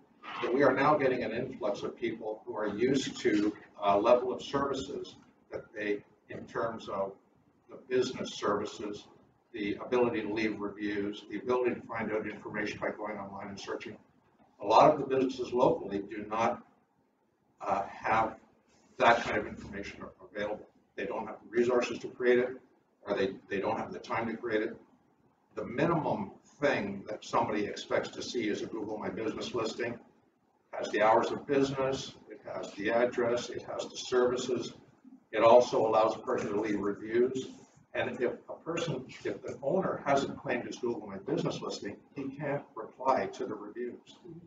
So, I mean, I did deal with a client years ago whose cottage rental business had tanked for the last 2 years. He was unaware of 3 bad reviews that had left one after the other while he was going through a divorce a couple of years previous. And the reviews were terrible. They were probably accurate, but that cottage rental service was no longer in that position, and he was paying a huge price for it. So this is important for businesses to take care of. Excellent, thank you both. Each year, the Chamber of Commerce, we apply to Canada Summer Jobs Program to help us fund having 2 students that operate 7 days a week, 9 to 5, from Saturday through Thursday, and from 9 until 8 on Fridays, to make sure we capitalize on the farmers market. The funding of that program, last year, we were unsuccessful with that application. You'll remember, because this slide really represents collaboration for mutual benefit, because last year we out of necessity had to look to the council for support, and the council stepped up and helped to pay the student wages to ensure that our visitor center was open. This year, we went through the application process and recognized where we fell down last year. We needed to build out training modules for health and safety policies, for basic employment policies. We had to meet the high standards that they have held for the last few years. We met, and we thankfully received our funding this year. So those 2 students started July 13th. They started at that time because you remember phase 3 opened. Shortly after phase 3 opened, we had the protocols in place. We met the safety requirements set out by the Bureau of Public Health, interacted to make sure that they were comfortable with those. We had the safeguards in the space itself, so that the students were always behind barriers. Everyone who entered this space had to be masked, and of course use antiseptic fluid that came in and left. Why I'm sharing this is because this slide represents 2 students. Now, those 2 students, we anticipated they wouldn't be working a lot this summer because we thought that visitor volumes would be down. They weren't. They are lower than they were last year, but surprisingly equal to 2018. We'll get into that a little bit later.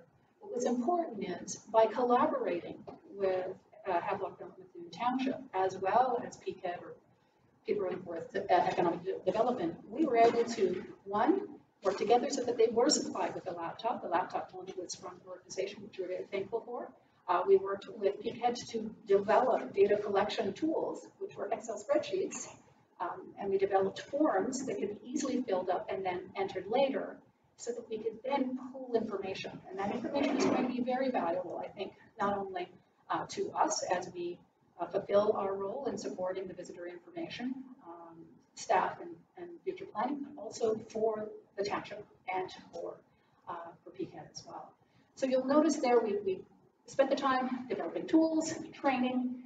We took full advantage of these 2 students, but 1, teaching them how to conduct market research, giving them the tools to do that so that we can draw the information from it and shape and form our strategic plan, as well as the visitor data analysis, and we'll get into that in just a moment.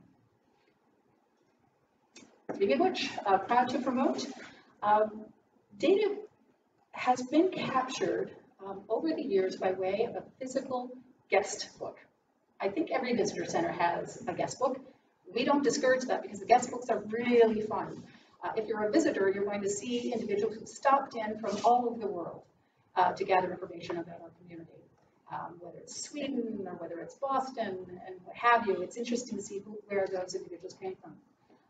Beyond just counting up who and how many, that was the limit of the value that it held. Information was captured electronically in terms of counts from 2017, 18, and 19. Again, just total counts, how many visitors per month. And I've displayed that information so that you can see that even though we opened in 2020, July 13th, we were on track to be close to what 2018 was. So there were people traveling, there were people visiting, perhaps not to the same level as 2019, but given the circumstances, we were very pleased with that. A few points that I'll draw on. It is in the handout that we provided Bianca and Bob, which is all of the slides, the data. But here are a few points that I think are worth mentioning. 369 visitors stopped in to the visitor center within the 1.5 months. Of that, 22 in July and 35% of the visitors were local residents.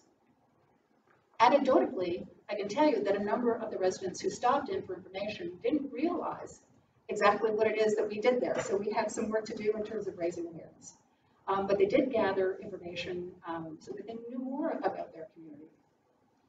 44 to 69%, so that would be 44% in July, 69% in August, of non-resident visitors, they told us they were vacationing locally, or they were driving through to a vacation spot.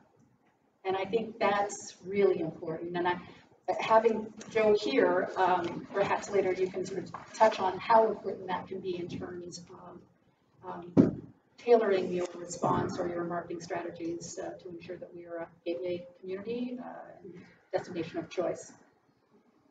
70% in July and 89%, pardon me, keep the glasses on, of inquiries or requests for pamphlets were for HBM-related activities, which is thrilling. In previous years, because we were lucky that one of the students was a returning student, mentioned that oftentimes pamphlets and maps were for activities or signature attractions, let's say, in the county of Peterborough, whether that was the lift locks or whether that was the visitor center at the Petroglyphs. So many of the parks were open, but their centers were closed. So I think that was a benefit to our community.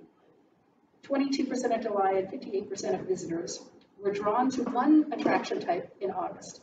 We grouped it under lakes and marinas because we didn't have a data point specifically for falls or I think they call them Cordova Rapids. Toronto Star, August 14th, had a great piece that said, lovely waterfalls in cottage country worth the visit. And they featured Cordova Falls and Healy Falls. So you'll see that in the data, there's a huge spike in August because of that. People were coming in to say, do you have pamphlets on that? We didn't have pamphlets. We could certainly provide directions. We could say to them, if you're going to visit Cordova, stop in at Sam's. They have so much more than just, your convenience store offerings. If they were going to go to Healy, so you've got to stop in at the ranch, have an ice cream cone, or stop for lunch afterwards. They'll be happy to have you, sort of thing. So we're trying to teach our students how to provide the information they need, but also to focus on experiences that will hold meaning and feelings, because they will be returning visitors, and hopefully individuals who might wish to retire or spend more time in our communities. I think that the whole area of data analysis, it likely warrants more discussion and more careful review of not just the slides I've provided, but also the data. And I'll certainly share that, or we will share that. I have both Ray and the executive have confirmed that they're completely comfortable with sharing the data, not just with the council, but also with PCAD. And I think it would be worthwhile to review that as perhaps part of an economic development committee meeting, where we can chew on it a little bit and take from that, not just what we learned in terms of findings, but also what data points have we missed that we should be capturing in the future.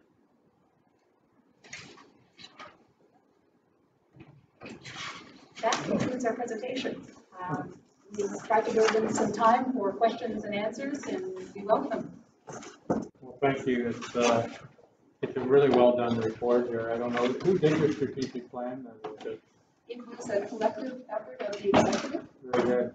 It was mostly me.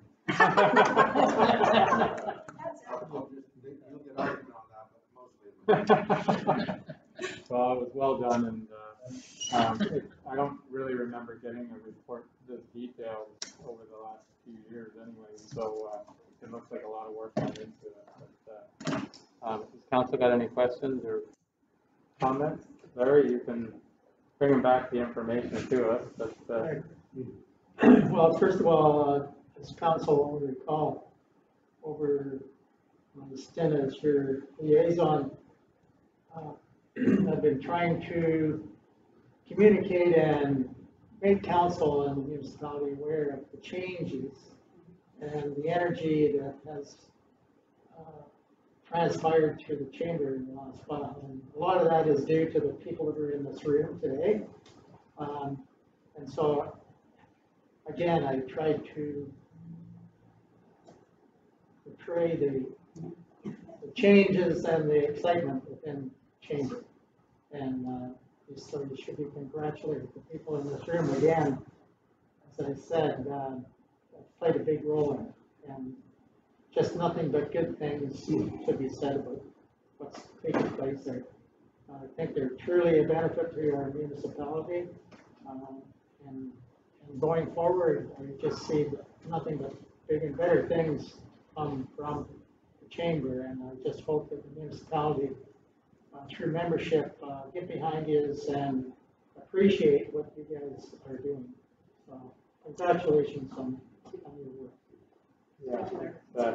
Yeah, I thought Karen did the report, actually. She's the computer whiz, isn't she? No. It's a big role, Yes. Yeah. So anyways, and it's good to see Peterborough, like PCAT coming in to help out too, because there is a lot of knowledge and a lot of information up there that wasn't getting down to Havelock maybe. So that's a good thing too. Are you into any other ones like this still, like as far as? Well, I don't want to say you're getting preferential treatment. So I'm not saying that. But with Tracy, our director of tourism, living here, our family's 60 plus years, seasonal resident of Havelock-Belmont-Methuen. We're always happy to work with people here. And you know, Sherry touched on it. You're uniquely positioned as a sort of a gateway. So we recognize that, you know, most of the traffic in and out, or the heaviest flow is up and down Highway 7. And if we can capture people coming, you know, into the county in general here and tell them about things in Havelock and in the rest of the county, it's almost an untapped opportunity that obviously from the numbers we're starting to, you know, make some inroads. And we were happy to collaborate with the visitor center on some of the training and merchandising and software equipment, that sort of thing. It really was a great partnership. So, is there any other? Go ahead, Barry. Yeah, I'd just like to compliment each and every one of you, because I sat on the chamber, I was the liaison for the village, well, I guess the township and the village. And we were lucky if we could get 4 people out to a meeting, and sometimes we didn't even have a quorum for the. So what you people have done and the effort that you've put forth, tremendous, and I must commend you on your job. Well done. If I could just acknowledge that point, Gary. What's exciting about this is that we've utilized resources that we would have perhaps been sitting there unutilized, tapped into that. The students walking away are enriched by the experience. They can now speak to the fact that they've been exposed to market research, data capture, learning how to utilize tools to present information, because they've actually helped to tailor some of the information you've seen today. But more importantly, what you're looking at is drawing conclusions from a place of information.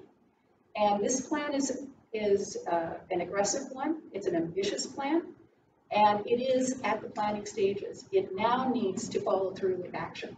And that's where we are right now. We're on the cusp of that, where we're taking the strategy to the membership to make sure they fully understand. And for those that weren't engaged, have them re-engaged, and we're going to target new membership.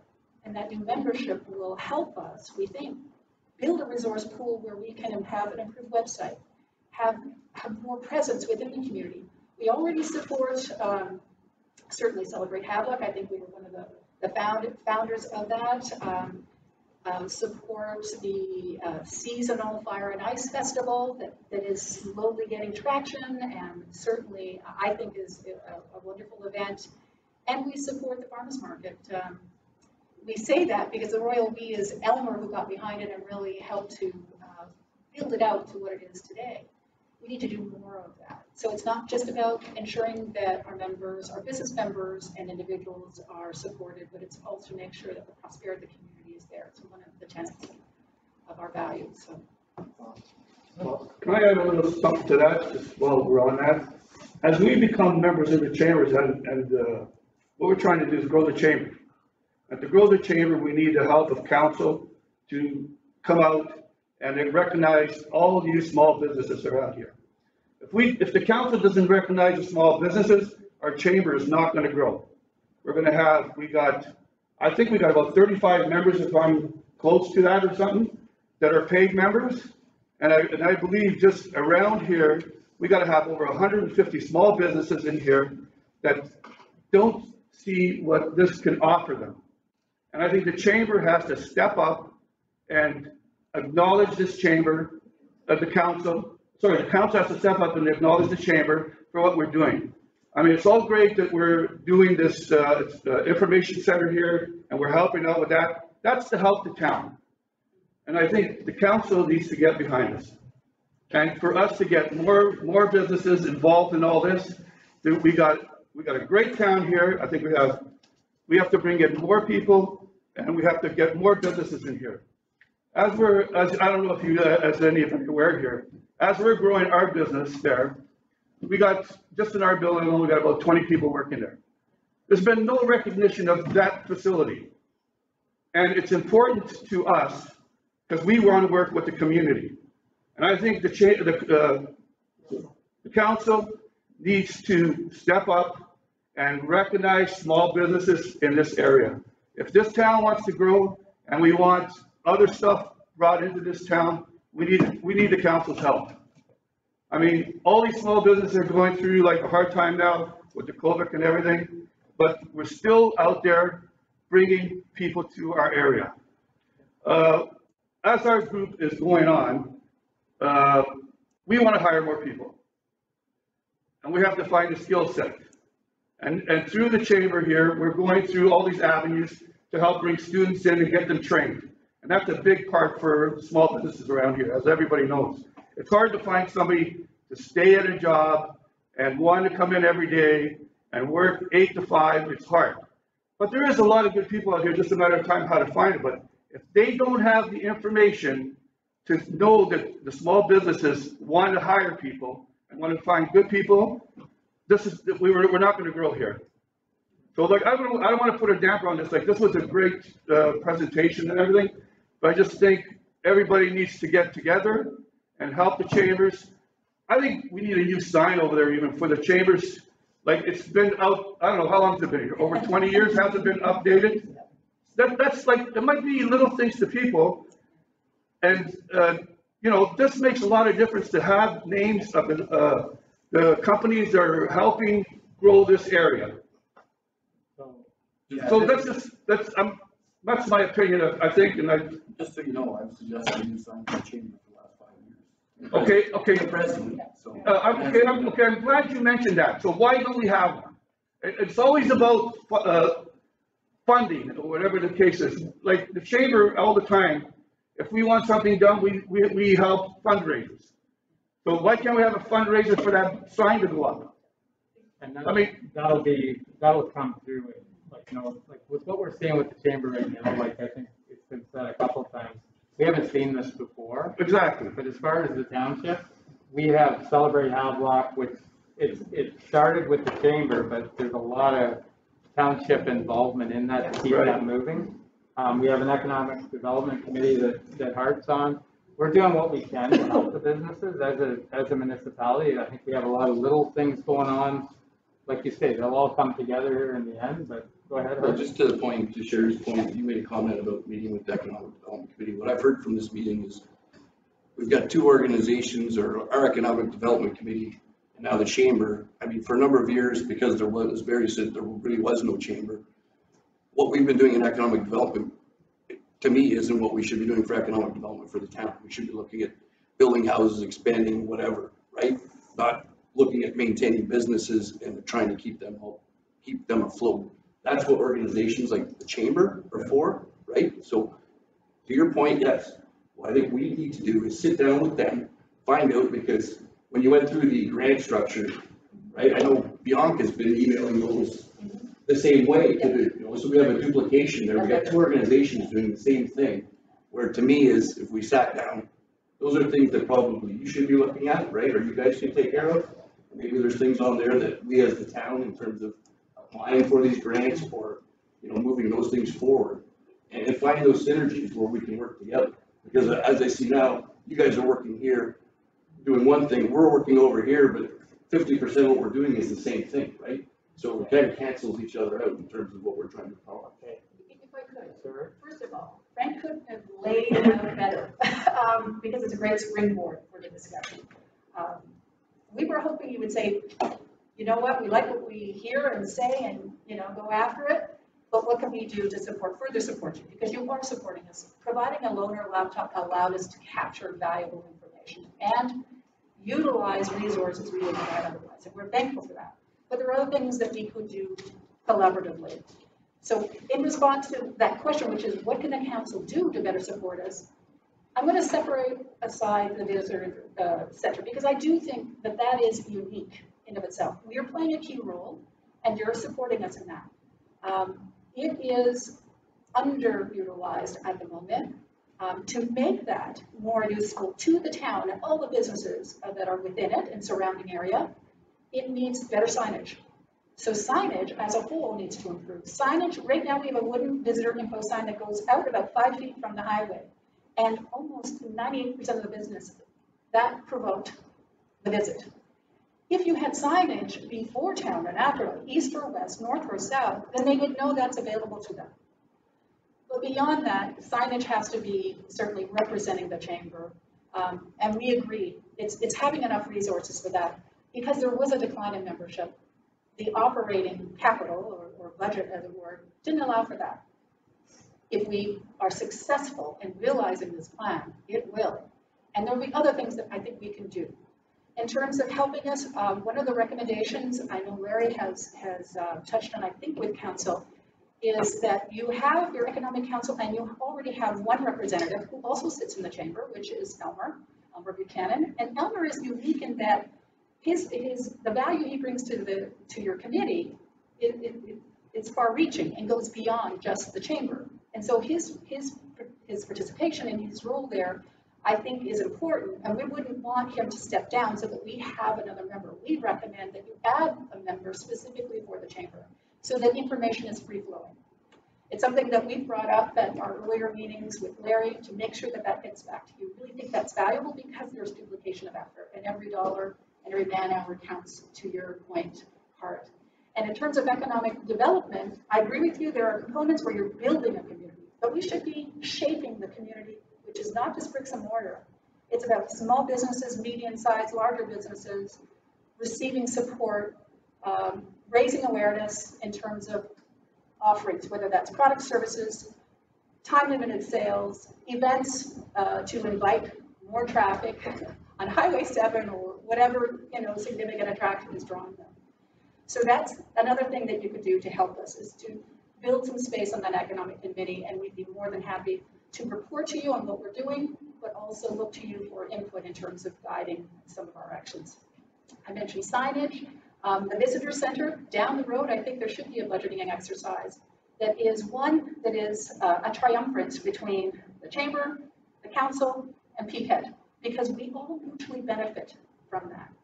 And we should all step up, I think, and provide resources, but also work together in terms of what are we going to get out of it, so that we can go back to the members and saying, okay, we expend a lot of energy to have those students there. This is the benefit to you and your businesses, and they should be able to measure that benefit. I mean, HBM Met should be able to say, I had 25 people referred to me by the visitor center, and that will have a monetary value to him. Same thing goes for the council. And signage is LED boards and making sure that the information gets out there, that we can feature new businesses like HBM Metals, like Wellflower Bakery, like Belmont Brewery. These are all great members of our business community. And I really think that if we do nothing else, is to make sure that we're cementing a collaborative relationship. And it's not starting one because it's always been there, but it's to reinforce what we have. And we will advocate for the council and what you're doing to support us. And we hope that you do the same for us, because building a reputation and strengthening that reputation in this community is all about word of mouth, in my opinion. I'll step down from my soapbox. I think even this meeting today is something that hasn't really, we haven't really sat down like this and went over everything. It's a step forward, I think, and we just need to expand on this and like you say, get together here, because we have a lot of little pieces that are out there and we just got to kind of get them together. So, Hart, you had something else there? No, like I said, I'd like to set up something. Okay, in terms of the extra chamber member, we just changed the terms of reference. So we went from a chamber member, 2 council members, I believe, and 1 business owner from town, 1 business owner from the township. Changed it to 2 business owners from town, 2 business owners from township. I'm just wondering, adding another chamber member, Elmer's already a chamber member.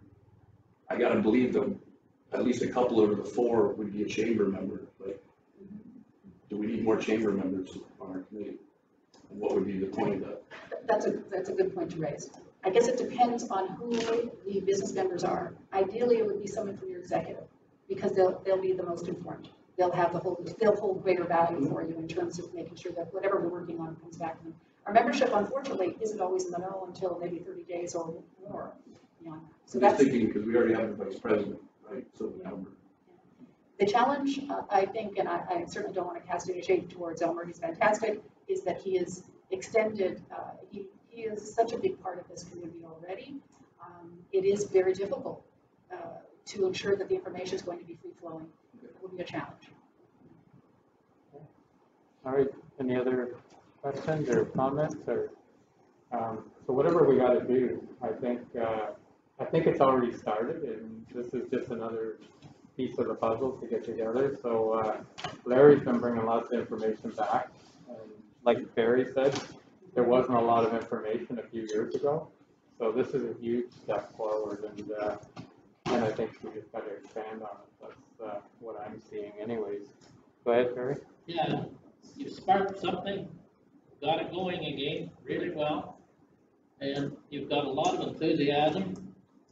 It's wonderful to see the group pull together, and I like the way that you're involved council here to bring us all up to date.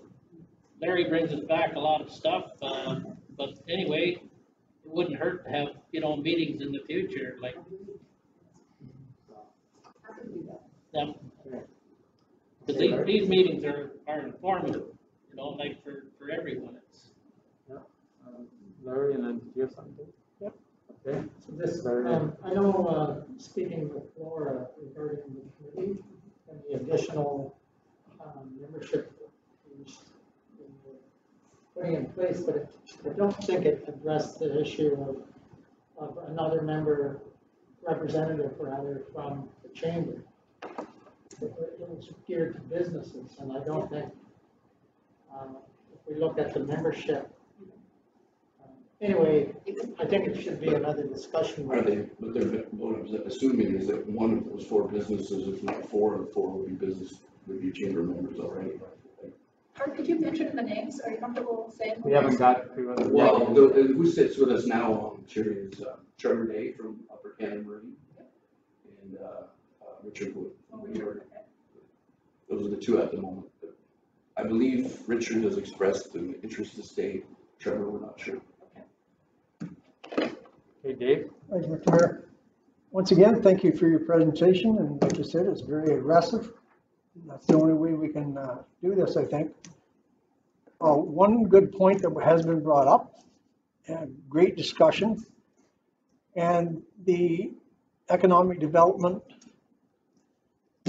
group and the chamber should be together, because as Councillor Webb has pointed out, although they should be together, their goals are different. I mean, we shouldn't be, in my opinion anyway, as council, we need to be involved in the businesses as much as we can be and support them as much as we can be to help the chamber do that. But economic development really is beyond that. It's so. Okay. Go ahead, Barry. There is one point before I lose. I know that Tracy has mentioned to us in the past, just speaking about sharing information and avoiding duplication of effort. I believe utilizing Canada Summer Jobs, we were able to have students who were surveying businesses in the community to try to identify or to develop a robust list of businesses. And I believe you had a couple of students working on that. And I think at one point the Township was trying to develop a business database. And Tracy mentioned to me that this particular database would be the more robust of the two. So if we could share some of that information, it will help us to make sure that those that are on the list are members of the chamber. That will become sort of our targeted list. Or at least invited to. Yeah, exactly. Invited to participate so we can demonstrate the value. Yeah, well, we do have the, like Laura Stone is our economic development liaison, or help. She's in the office and she couldn't stay. She had a report to get done here this afternoon, so she had to go back. She said she is going to watch this video and get up to speed that way. But if you keep in touch with her too, between her and Bianca, I think has been coming to a few of them. But yeah, people are up on things, and that's another contribution that the Township has. Well, I don't know, now or after the meeting, maybe we can talk with Sherry and set up, like, because we got an economic development meeting. We're hoping to have another one before Christmas with a development project there, but if not, maybe we can get you guys in and sit down. And we're happy to give this kind of presentation to the committee so that they're aware. Yeah. Good. Okay, is there anything else from council? Can I make one more comment? One more. In my opinion, the economical development and the town council have to be together as one, because this is how it works. If you're a small business and you want to get things done, you want permits and everything, we have to go through council. So I think when there's something that's out there that somebody wants to create, we have to work as a team, and council has to be together with the economical development, in my opinion anyway. Because if we want growth here, and you can't get permits for this or you can't get permits for that, how are we going to get the growth? So to me, the town and the economical development have to come together at some point when the chamber gets together, because, or else there's no room for growth. Because everybody that wants to expand or grow a business has to go through town to get whatever, not just town, through Peterborough and everything, to get special things, special permits, special exceptions, and whatever it is. And at the end of the day, we do have to work together.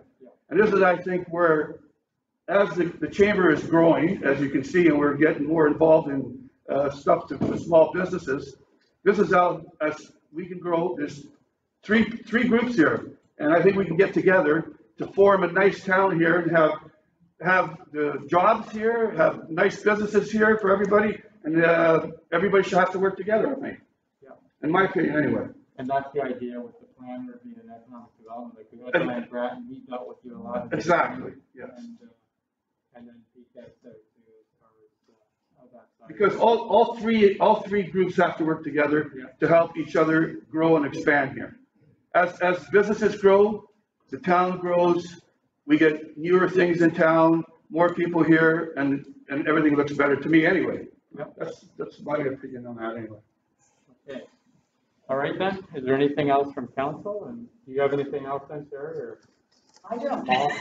Okay.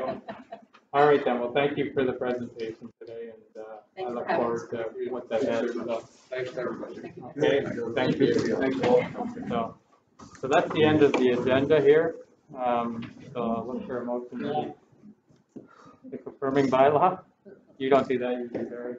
Art and Larry, and then motion to adjourn, Barry and Dave. Thank you. Thank you.